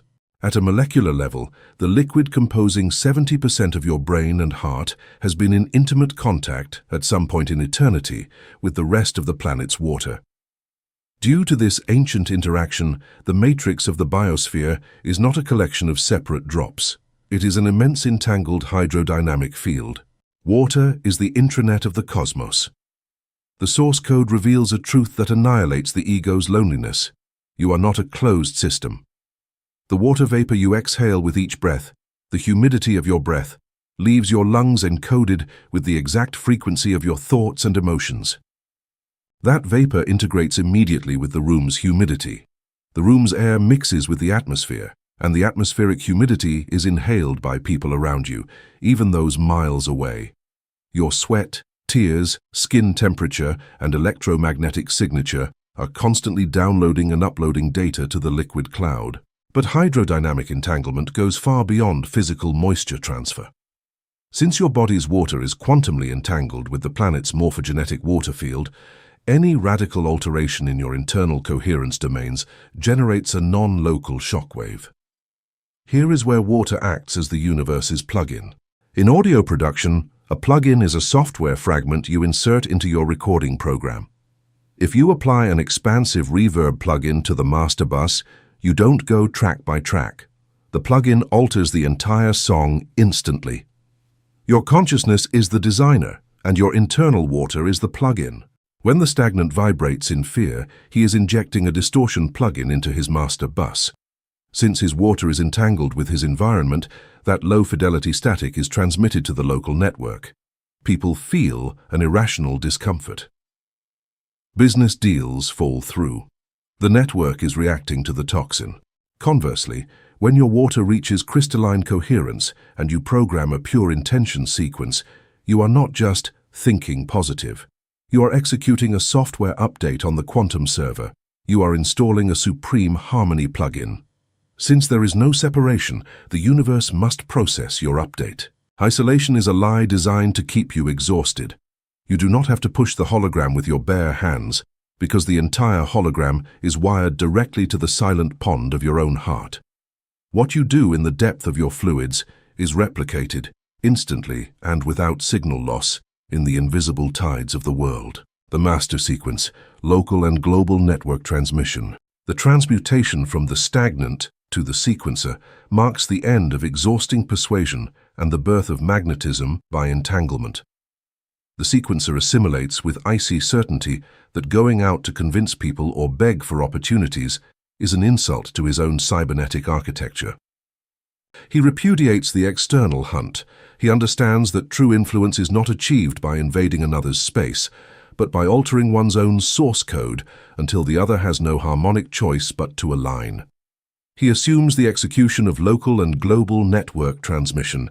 The production studio is the 0 point. Imagine a scenario of massive tension, leading a fractured team or attracting an investor on the other side of the world. The inertial ego would dictate making calls, sending emails, or traveling to make an appearance. But the sequencer stops his analog engines. He knows the secret of zero latency. He does not try to penetrate the other's mind through words, knowing words generate intellectual resistance. He decides to communicate water to water. The first protocol is the local network adjustment. If he enters a boardroom saturated with hostility, he does not raise his voice to impose order. He does not fight the static. He sits in silence. He closes the faders of his emotional reactivity. He applies the high-pass filter of his breath and aligns the phase of his own H2O oscillator. In seconds, his water reaches crystalline coherence. He synthesizes a pulse of icy authority and mathematical resolution. His blood becomes a superconductor of this dominant frequency. What happens in the 3D environment?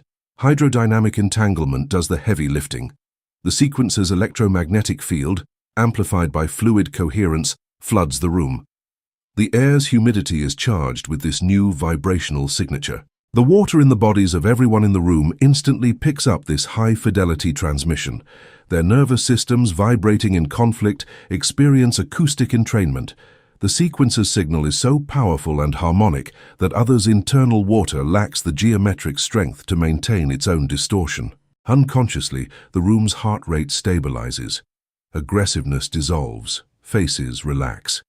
Minds that were closed a minute ago suddenly become receptive and collaborative. The sequencer has hacked the meeting without a single argument. He installed his authority plugin, and the other's hardware simply updated. The second protocol is the Global Network Leap, remote transmission. When the objective is hundreds of miles away, attracting an international contract, he uses the quantum cloud.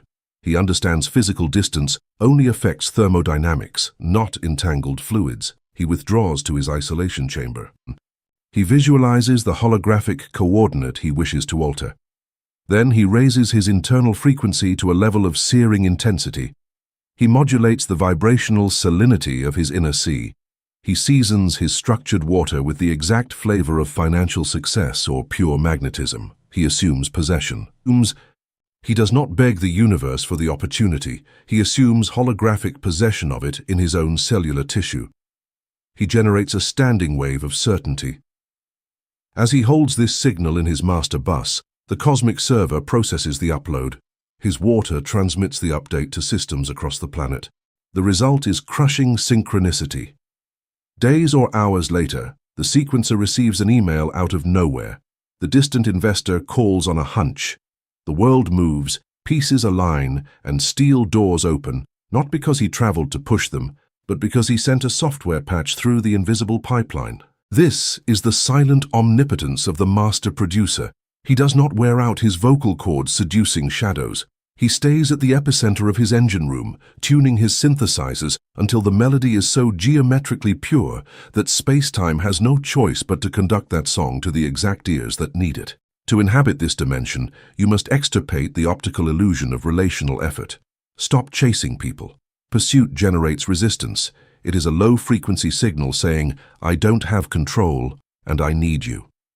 Next time you feel the impulse to force a sale or beg for attention, root yourself in the ground. Stop your hands. Assimilate that you are trying to operate the global network using a broken modem. Return to the core. Purify your fluids. Send the transmission from the silence of your blood. When you trust your water is wired to the source code, you will stop being a castaway asking for help in the vastness. You will have transmuted into the central heartbeat of the sea, the unnegotiable pulse that governs the tides of all humanity from the absolute and untouchable majesty of your own resplendent stillness. You are the signal, and the world is your amplifier. Chapter 8. Filtering the Analog Mud, the Frequency Diet.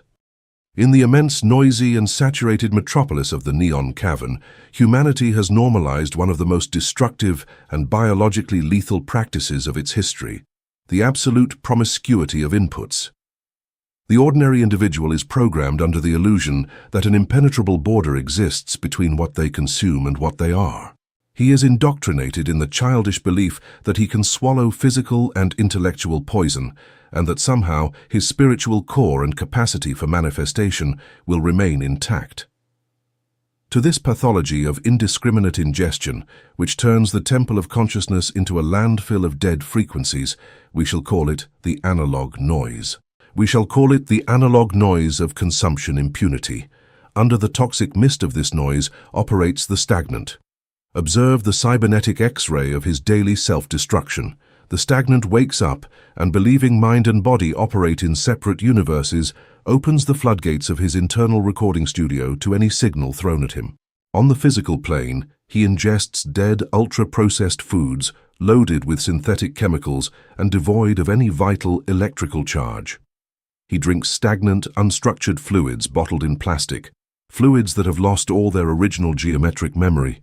But the tragedy does not stop at physical digestion. Negligence expands to the acoustic. It expands to the acoustic and informative plane. The stagnant consumes hours of low-fidelity entertainment, news mathematically designed to inject the frequency of terror into his amygdala, television series that glorify drama, and social networks that operate as an infinite loop of toxic comparison and visual static.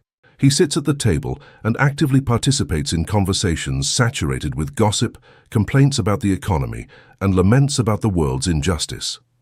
The stagnant consumes all this vibrational trash with an anesthetized smile, convincing himself of a fundamental lie. I am only entertaining myself. This does not affect who I am.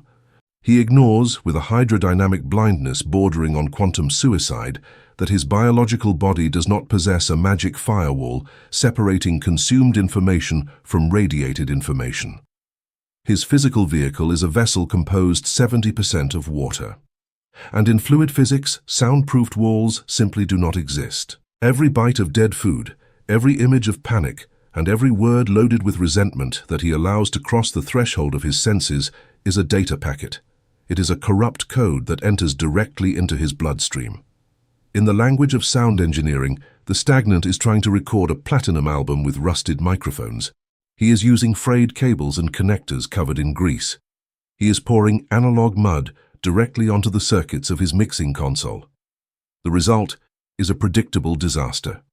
The signal of his intentions, however pure they may be at the spirit's abstract level, is completely lost as it attempts to travel through a body of static. His biology becomes slow, inflamed, and acidic.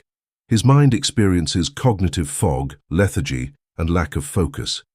He wonders why his visualizations do not work, ignoring that it is physically impossible for a high-frequency signal to travel through a liquid medium that has been thickened and corrupted by tons of vibrational mud.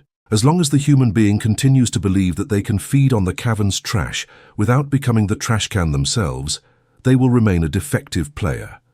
He will live exhausted, spending all vital energy not on creating his destiny, but on the immune system's desperate attempt to clean the toxicity he swallows. The source code, the universal solvent, and the conductivity of the medium.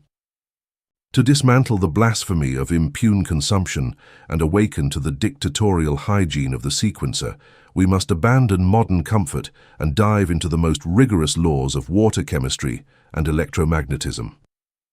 We must understand why your biology is so vulnerable and discover the phenomenon that dictates your speed. It is the phenomenon of water as a universal solvent and the science of electrical conductivity. In the table of physical properties, water, H2O, holds a title no other substance possesses. It is the universal solvent.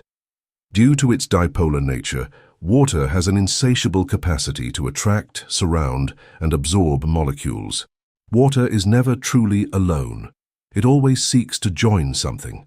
When water flows through mountains, it dissolves minerals. When it hits the atmosphere, it absorbs gases. Water is a medium designed biologically and quantumly to be a collector and transporter of information. Now move this law inside your own skin. Your bloodstream, the cerebrospinal fluid bathing your brain, and the intracellular liquid holding your DNA are universal solvents. They are designed to dissolve and absorb everything you introduce into your system.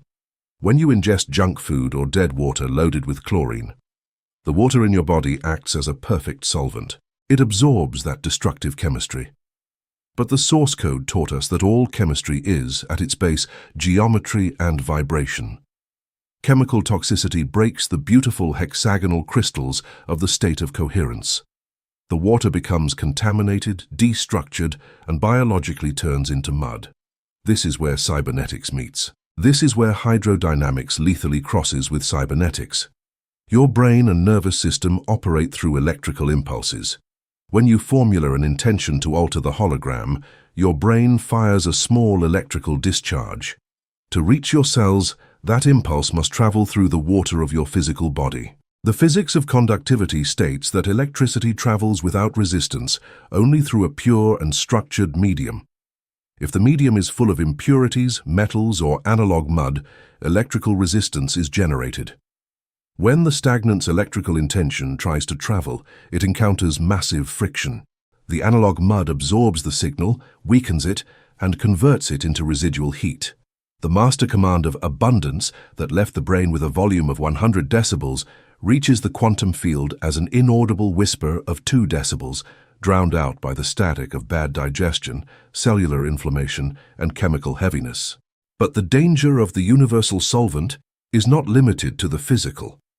Quantum physics and cymatics demonstrate that water also dissolves and absorbs invisible frequencies.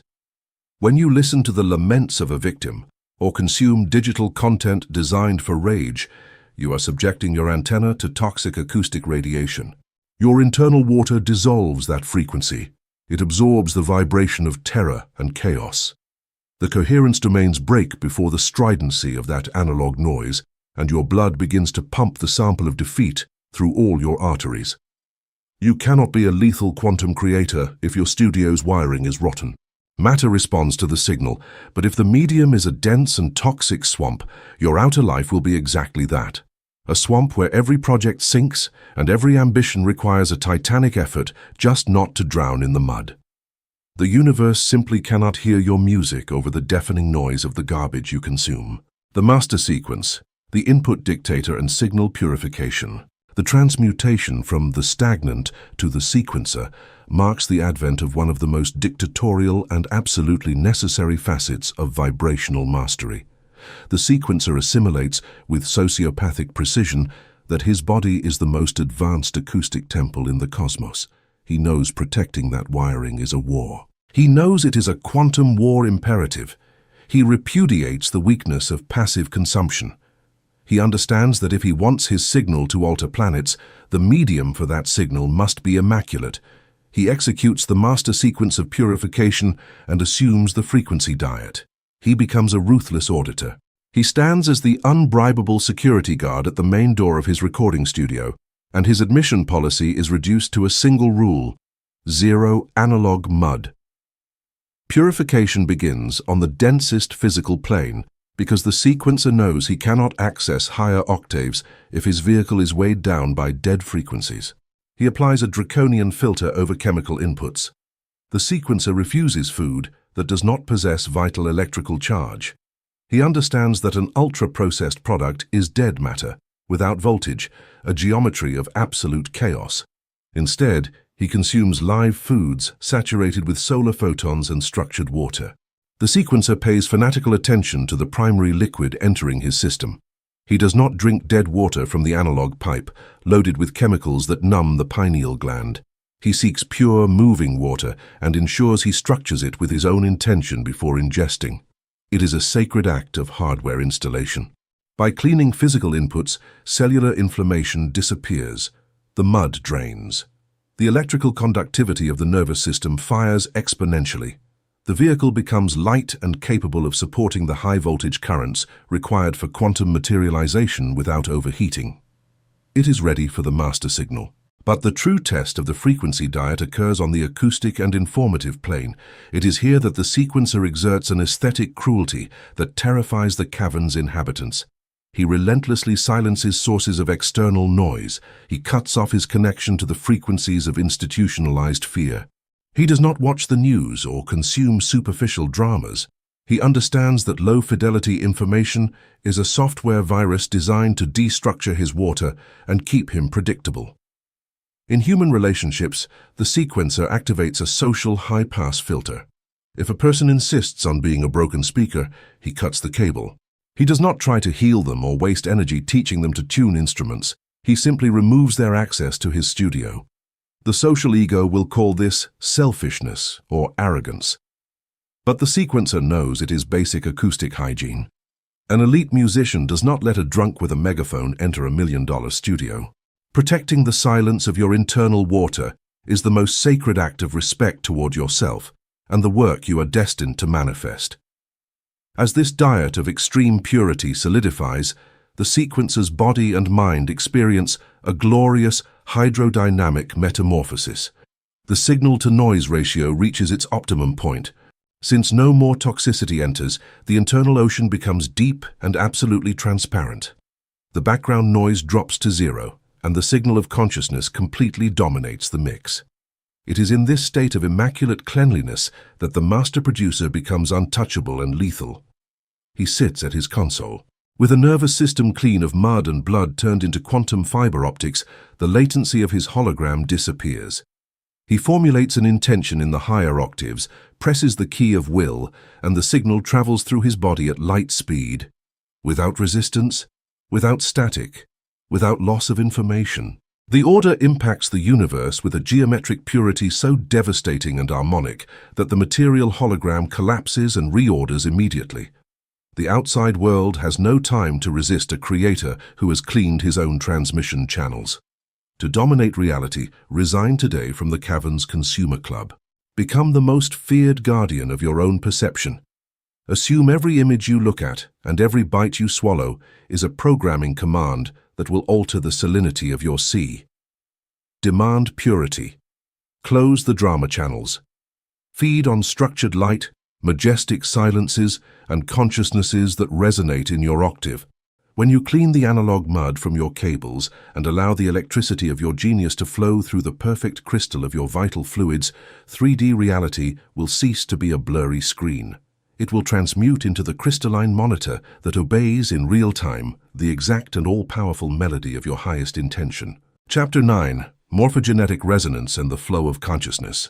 In the suffocating and hyper-rational structure of the neon cavern, a colossal monument has been erected to one of the most limited and mechanical tools of the human being, the linear intellect. From childhood, the individual is indoctrinated in the religion of hard thinking. One is convinced that innovation depends on mental sweat. One is told that solving corporate crises or creating brilliant futures depends exclusively on the brain's capacity to process data, analyze variables, and bleed conceptual blood. This cybernetic fallacy, which mistakes the graphics card for the main server, we shall call the analog noise of the isolated CPU. Under this paradigm of tragic disconnection operates the stagnant. Observe the acoustic X-ray of his mental fatigue. When faced with high complexity, a bottleneck in his company or a blank page, his instinctive reaction is intellectual brute force. He locks himself in his office, clenches his fists, and begins to think. In the language of informatics and audio production, the stagnant is treating his mind as if it were an isolated processor, CPU, an ancient computer disconnected from the internet, attempting to render an 8K resolution movie using only the factory-installed RAM. He is trying to force a result through sheer friction. He stirs the same old files in his head. He combines the same worn-out concepts learned in college or read in the news. He analyzes pros and cons. He dives into a loop of beta hyperactivity, where brainwaves become fast, chaotic, and asymmetrical. The physical result of this operation is thermal friction. The stagnant's brain overheats. His internal water, subjected to this linear processing stress, loses its state of coherence and becomes turbulent. After hours or days of this analog punishment, he ends up exhausted, frustrated, and suffering from paralysis by analysis. If he finds a solution, it is usually mediocre. It is a derived idea, lacking true magic, because it has been assembled by recycling pieces from a local junkyard. The lethal illusion of the stagnant lies in his belief that great ideas are manufactured inside the skull. He ignores that the human brain was not designed to be a mass storage hard drive. The brain is not a primary generator of original ideas. In its purest hydrodynamic and quantum design, it is a simple antenna. It is a biological modem bathed in cerebrospinal fluid. By trying to solve the 3D hologram using only analytical logic, the stagnant is deliberately blocking his network port. He is trying to compose the master symphony of his destiny using only the 5 or 6 basic samples pre-installed on his toy keyboard, completely ignoring that, just above his head, floats an immense cosmic library in the cloud, infinite and free, waiting to be downloaded into his own system. As long as the human being continues to idolize intellectual effort and despise receptive silence, they will remain a slave to logical mediocrity. He will live exhausting the fans of his internal CPU, deaf to the fact that the universe never asked him to reinvent the wheel from scratch. It only asked for bandwidth. The source code, the acoustic cloud, and morphogenetic fields. To dismantle the blasphemy of logical effort and awaken to the fluid genius of the sequencer, we must abandon the idolatry of the left hemisphere and dive into the most vast and unfathomable storage network of creation. We must understand where information truly resides, the morphogenetic resonance and the ocean of consciousness. At the borders of quantum biology, the visionary Rupert Sheldrake postulated the existence of morphogenetic fields. These fields are not physical entities composed of matter. They are invisible regions of structuring influence. They are information patterns, gigantic databases floating in the quantum vacuum. These fields contain the collective memory, habits, geometric forms, and evolutionary solutions of all species and systems that have ever existed. Let us translate this to our fluid cybernetics. The space around you is not empty. It is saturated with a quantum moisture, an invisible acoustic cloud of data. Absolutely every great symphony ever composed, every mathematical formula that solves a mystery, and every revolutionary business model already existed in a state of latent vibration within the morphogenetic fields. The universe is the master server. Your body is the hardware device equipped with an ultra-high-fidelity Wi-Fi antenna. When a genius, a Mozart, a Tesla, or an imperial strategist created their masterpiece, they did not build it by adding blocks of linear logic. What they did was tune their biological antenna, their internal water, to such a specific and elevated frequency that they entered into harmonic resonance with the field. He did not compose the melody, he downloaded it. This is the mechanism of morphogenetic resonance. Just like in a modern production studio, if you don't have a specific instrument locally, you connect to the cloud library, search for the plugin, and the remote server transfers the data instantaneously. The problem with the neon cavern is that humanity operates with strangled bandwidth. Fear, physical tension, poor nutrition, cellular dehydration, and the incessant chatter of the anxious intellect, beta static, operate as a massive signal blocker. The turbulent water of the stagnant generates massive electromagnetic friction. His biological modem loses connection with the server. It says, "No service." Unable to access the acoustic cloud, he is forced to operate in offline mode, recycling his own intellectual trash over and over. The source code decrees that the solution to your maze will never be found at the level that created it. Linear logic only serves for mechanical day-to-day tasks, but innovation, financial supremacy, and the design of destiny belong exclusively to the domain of the quantum download. You must clear the line to access the higher files that the universe is constantly trying to broadcast into your open field. The master sequence, the analog bypass, and the flow state. The transmutation from the stagnant to the sequencer in the realm of creativity marks the absolute difference between the exhausted employee and the untouchable visionary. The sequencer assimilates, with an icy and dictatorial peace, that intellectual effort is a symptom of disconnection. He repudiates forcing his brain. He understands that true mastery resides in relaxing the hardware to allow the software to install itself. He executes the analog bypass and enters the flow state. The sequencer operates his mental studio with the elegance of an acoustic hacker. He knows that the hardest work is done in the silence. Imagine the sequencer faces a structural void. He needs the master strategy to catapult his empire to total domination. The analog noise of the environment demands that he organize 100 meetings and saturate his brain with data. But the sequencer stops the logic machine. He executes the analog bypass. The first step is the deactivation of the local processor. He consciously pushes the problem away from his analytical mind. He lets go. He abandons the need to understand how the solution will arrive. On the mixing console, this is equivalent to mute, the channel of the logical ego. Next, the sequencer proceeds to purify and expand his biological bandwidth.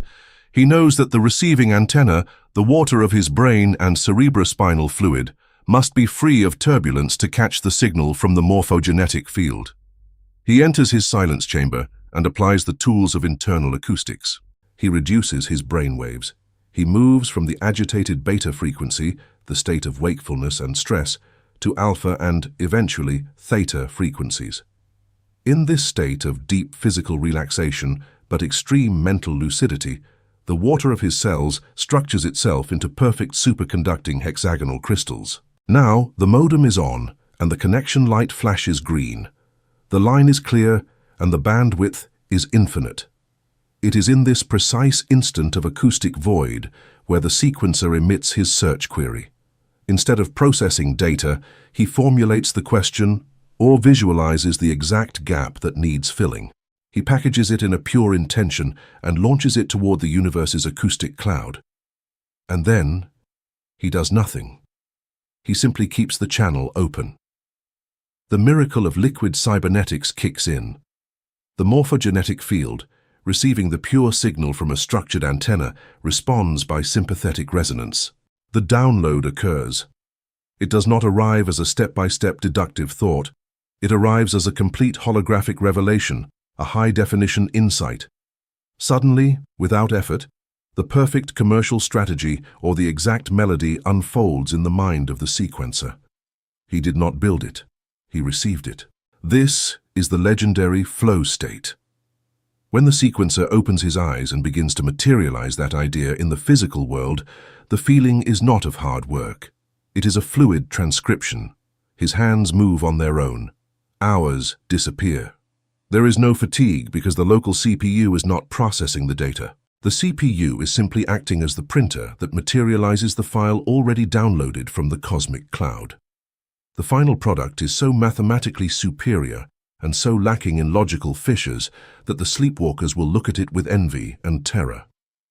They will wonder in what hidden university he learned this. They will not understand that the sequencer's unfair advantage is not that he is smarter in analog terms, but that he simply ceased trying to be an isolated pond to become the hydrodynamic channel through which the pure wisdom of the universal ocean flows toward the dry land of reality. To master the flow of consciousness, you must perform an act of deep humility. You have to resign as the general manager of the universe. Stop torturing your intellect demanding answers it cannot store. When you face a wall that logic cannot break, surrender tactically. Move away from the desk. Walk near a body of water, enter the shower, or lie in the dark. Turn off the engine of deduction. Tune the antenna of your vital fluids until you reach the icy peace of the superconducting crystal. Formula the demand and allow the cosmic acoustic server to do the heavy work for you. When you learn to trust the quantum download, the anguish of creation will vanish. You will have transmuted from an overheated analog processor to the most elegant and devastating terminal of the universe, orchestrating impossible realities from the absolute throne of receptive silence. You are the portal. Chapter 10. The Final Chord. Transmutation to Vapor and Absolute Dynamic Range. In the tragic and predictable architecture of the Neon Cavern, humanity has been programmed with a terminal addiction that guarantees suffering before the collisions of the 3D hologram, the pathological obsession with maintaining a constant form. From the cradle, the ordinary individual is indoctrinated into the cult of rigid identity. One is taught that maturity and success consist of becoming a solid someone, defined, immovable, and predictable. You are required to define your personality, choose a single profession, defend your opinions like stone fortresses, and build thick armor to protect that tiny sense of I. This is the analog noise of structural rigidity. Under this spell of perpetual freezing operates the stagnant. Observe the acoustic and thermodynamic X-ray of his inertia. When he finds a small formula for survival that works, a secure job, a specific role, or dogmatic beliefs, he immediately lowers the temperature of his internal fluids. He becomes a block of ice. In music production jargon, the stagnant is an operator who has found a single preset on his synthesizer and refuses to touch any other knob. He has compressed the signal of his life into an acoustic brick walling, eliminating all nuances.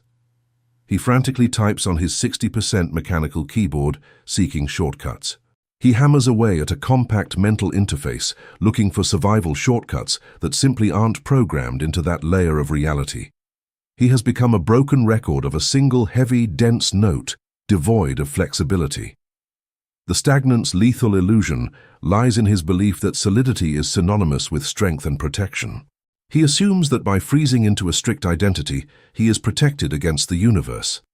He believes that being hard means no one can move him. But the laws of physics and hydrodynamics are relentless with rigidity. Ice, despite its hard appearance, is the most fragile form of water. It cannot absorb impact.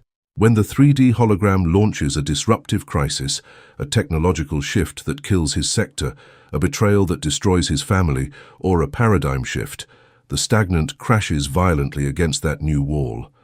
Since he is ice and the wall is solid, the result is catastrophic. The stagnant splinters and fractures. His identity shatters, and he falls into deep depression, weeping over the broken fragments of who he used to be. He suffers unnecessary agony because he invests all his vital energy trying to glue the pieces of broken ice back together, trying to be the same someone he was before. He refuses to be liberated.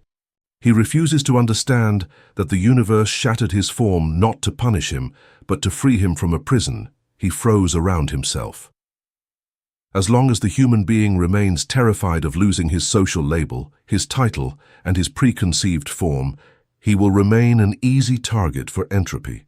He lives frozen. He lives as a frigid block, paralyzed by the fear of melting, ignoring with absolute deafness that the true power of biological cybernetics lies not in the capacity to resist blows, but in the quantum capacity to change phase, become untouchable, and pass through walls without leaving a single physical trace. The source code, states of matter and absolute dynamic range.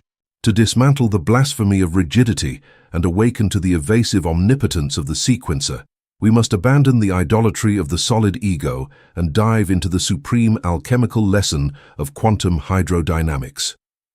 We must understand the magic of phase transitions and the phenomenon of the absolute dynamic range. In the source code of particle physics, the H2O molecule guards a secret of flexibility that the ego resists. Water is the only compound that exists naturally in three states: solid, ice, liquid, water, and gas, vapor. The fascinating part is that the fundamental essence never changes across these forms. A block of ice, a drop of dew, and a cloud of invisible vapor are composed of exactly the same molecules. Their identity is unbreakable. The only difference is the vibration rate, or in thermodynamic terms, the temperature. When you apply high-frequency energy to ice, its molecules begin to vibrate intensely.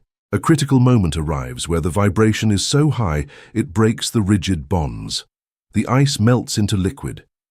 If you continue injecting high-frequency energy, the molecules vibrate so expansively that they break the last ties of gravity and cohesion. The water boils. It transmutes into vapor. It becomes invisible. Water vapor possesses power attributes that ice could never dream of. Vapor cannot be cut by a sword. It cannot be crushed by a hammer. It does not crash against walls. When it encounters a physical barrier, vapor simply rises, floats over the obstacle, and seeps through the microscopic cracks to the other side. In high-end audio production, this has an exact twin: dynamic range. Dynamic range is the mathematical difference between the most silent, ethereal passage and the loudest, most crushing impact. Cheap, saturated analog recordings have no range. They are always loud, rigid, and brick-walled. They are tiring. But a masterpiece of music possesses a colossal dynamic range. It can be as thunderous as a storm when required, and in the next bar disappear into absolute silence, becoming a ghostly whisper.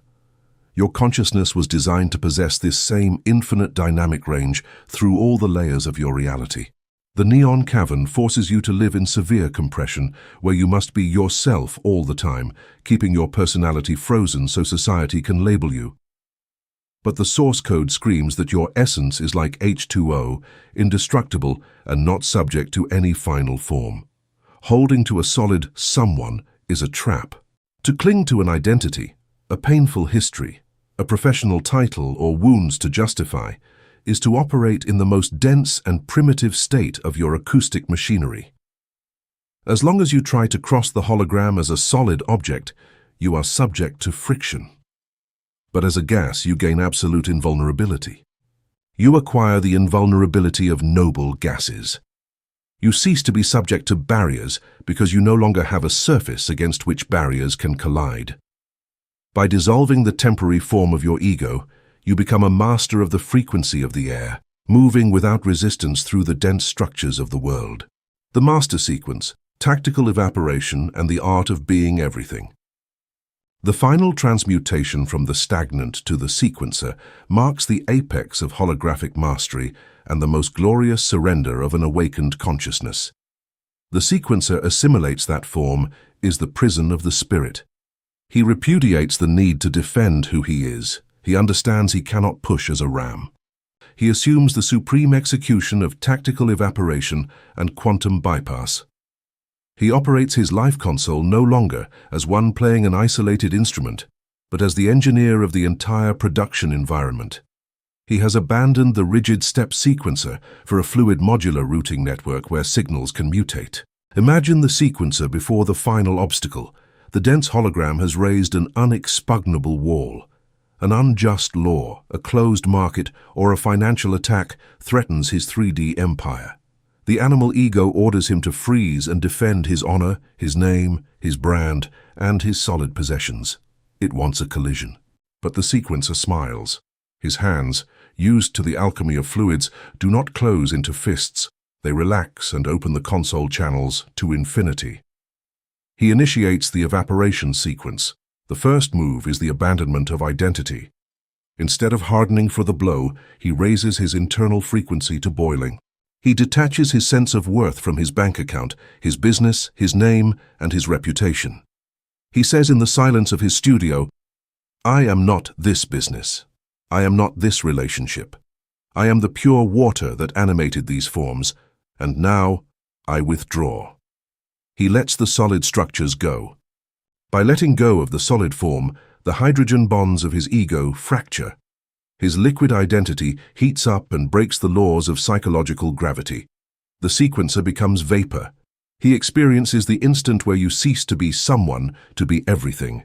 Since he has no edges, he cannot be wounded. The enemy attack or financial obstacle crashes against him and simply passes through empty air. The sequencer has become undetectable on the analog radar of the neon cavern. Competitors look for a solid person to destroy, but they find only an untouchable mist. In this gaseous state, he executes the bypass. Since vapor is not subject to ground trenches, he simply rises above the wall of the problem. He floats over regulations and crises. His consciousness, expanded to occupy the entirety of the morphogenetic network, gains a 360-degree view of the hologram. He sees opportunities in higher octaves that were invisible. Once he has crossed the barrier, once the vapor of his intention has traveled without friction to the other side, he performs the final maneuver, strategic condensation. He stops the boiling. He lowers the frequency on his master console. He allows the thermal energy to decrease in a controlled way. Just as vapor cools on a leaf at dawn, condensing into a crystal-clear dewdrop, the sequencer rematerializes in the physical plane. He has precipitated his essence, intact and sovereign, into a new scenario. He builds a new company and adopts a new form, even more lethal and structured than before. His enemies, still hitting the empty ice on the other side of the wall, discover with terror that the sequencer's empire has materialized behind their backs, operating in a league where friction no longer exists. This is the domain of absolute dynamic range. It is the capacity to be solid or empty at will. To reach this definitive octave of mastery, you must commit the deliberate murder of your emotional resume. Demand of yourself a total betrayal of the need to always have the same face. Stop taking your biography so seriously. The name you carry and the awards you've gathered are just dust on the magnetic tape. Next time life presses the destruction button on what you love or have built, do not freeze trying to stop the fire. Let the fire raise your temperature. Allow the heat of the crisis to boil your attachments into gas. Release the moorings of the surface and ascend into the higher frequencies. When you learn that your power resides in the elastic reach of your transmutations, you will lose the fear of material loss. By ceasing to fight for the insignificant illusion of being someone, the universe rewards you with being everything. No wall can contain a consciousness that has learned to fly. Conclusion: the final mix, mastering of the ocean. The journey through the cybernetics of your fluids culminates in the definitive sanctuary of acoustics, the mastering room. You have left behind the trenches of three-dimensional effort and the mud of analog noise. The stagnant has died, drowned in the obsolescence of his own inertia, and in his place, the sequencer has been erected. Throughout this hydrodynamic treatise, you have learned to purge the buffer of your cellular memory, to cut the deadly feedback of anxiety through the filter of your vagus nerve, and to structure the water of your biology until it becomes a superconducting crystal. You have recorded the perfect track. The engineering is now complete. But in the industry of reality creation, a brilliant mix is not finished until it passes through mastering. This is the final and absolute process. It is the surgical compression that takes an audio track and grants it the volume, the stereo width, and the supreme clarity to sound with crushing power on any speaker system in the world. In the metaphysics of fluids, mastering your ocean means reaching a state of quantum coherence so dense, unshakable and pure that your internal signal manages to dominate any scenario, market, or adversity of the external hologram without losing a single decibel of fidelity, regardless of the environment's thermodynamic pressure. You understand now with an icy and ruthless lucidity that the universe was never a concrete structure designed to resist or punish you. That was the optical hallucination of those who operate at survival frequencies. Material reality is, in its most intimate source code, an immensely intelligent, docile, and expectant fluid. It is a sea of suspended possibilities that literally begs to receive the instruction of an awakened operator. When you assume the dictatorial command of your console and emit the pure frequency of your intention, the cosmos does not have the capacity to oppose. It simply adjusts its hydrogen bridges to become the reflection. It becomes the exact reflection of your melody. The final mix of your destiny is now encoded in your blood. You have disinfected the magnetic tape of your existence. Do not allow the noise of the crowd to record its panic static in your bloodstream ever again. You are the chief engineer of your own immortality. Your hands, prepared to press the keys of your consciousness with the precision of a master MIDI controller, now map every variable of the environment directly to your will. Move through the holographic matrix, knowing that your internal water is fiber optics, and that your mind is the main oscillator. You are the source. By consolidating yourself as the definitive sequencer in the arrangement view of existence, you are no longer a fragile boat at the mercy of the three-dimensional storm. You have become the silent gravity that dictates the exact rhythm of the tides. Every drop of your biology reproduces now the highest fidelity. You possess the absolute dynamic range and the omnipotence of your original intention. The master is finished. The signal is eternal.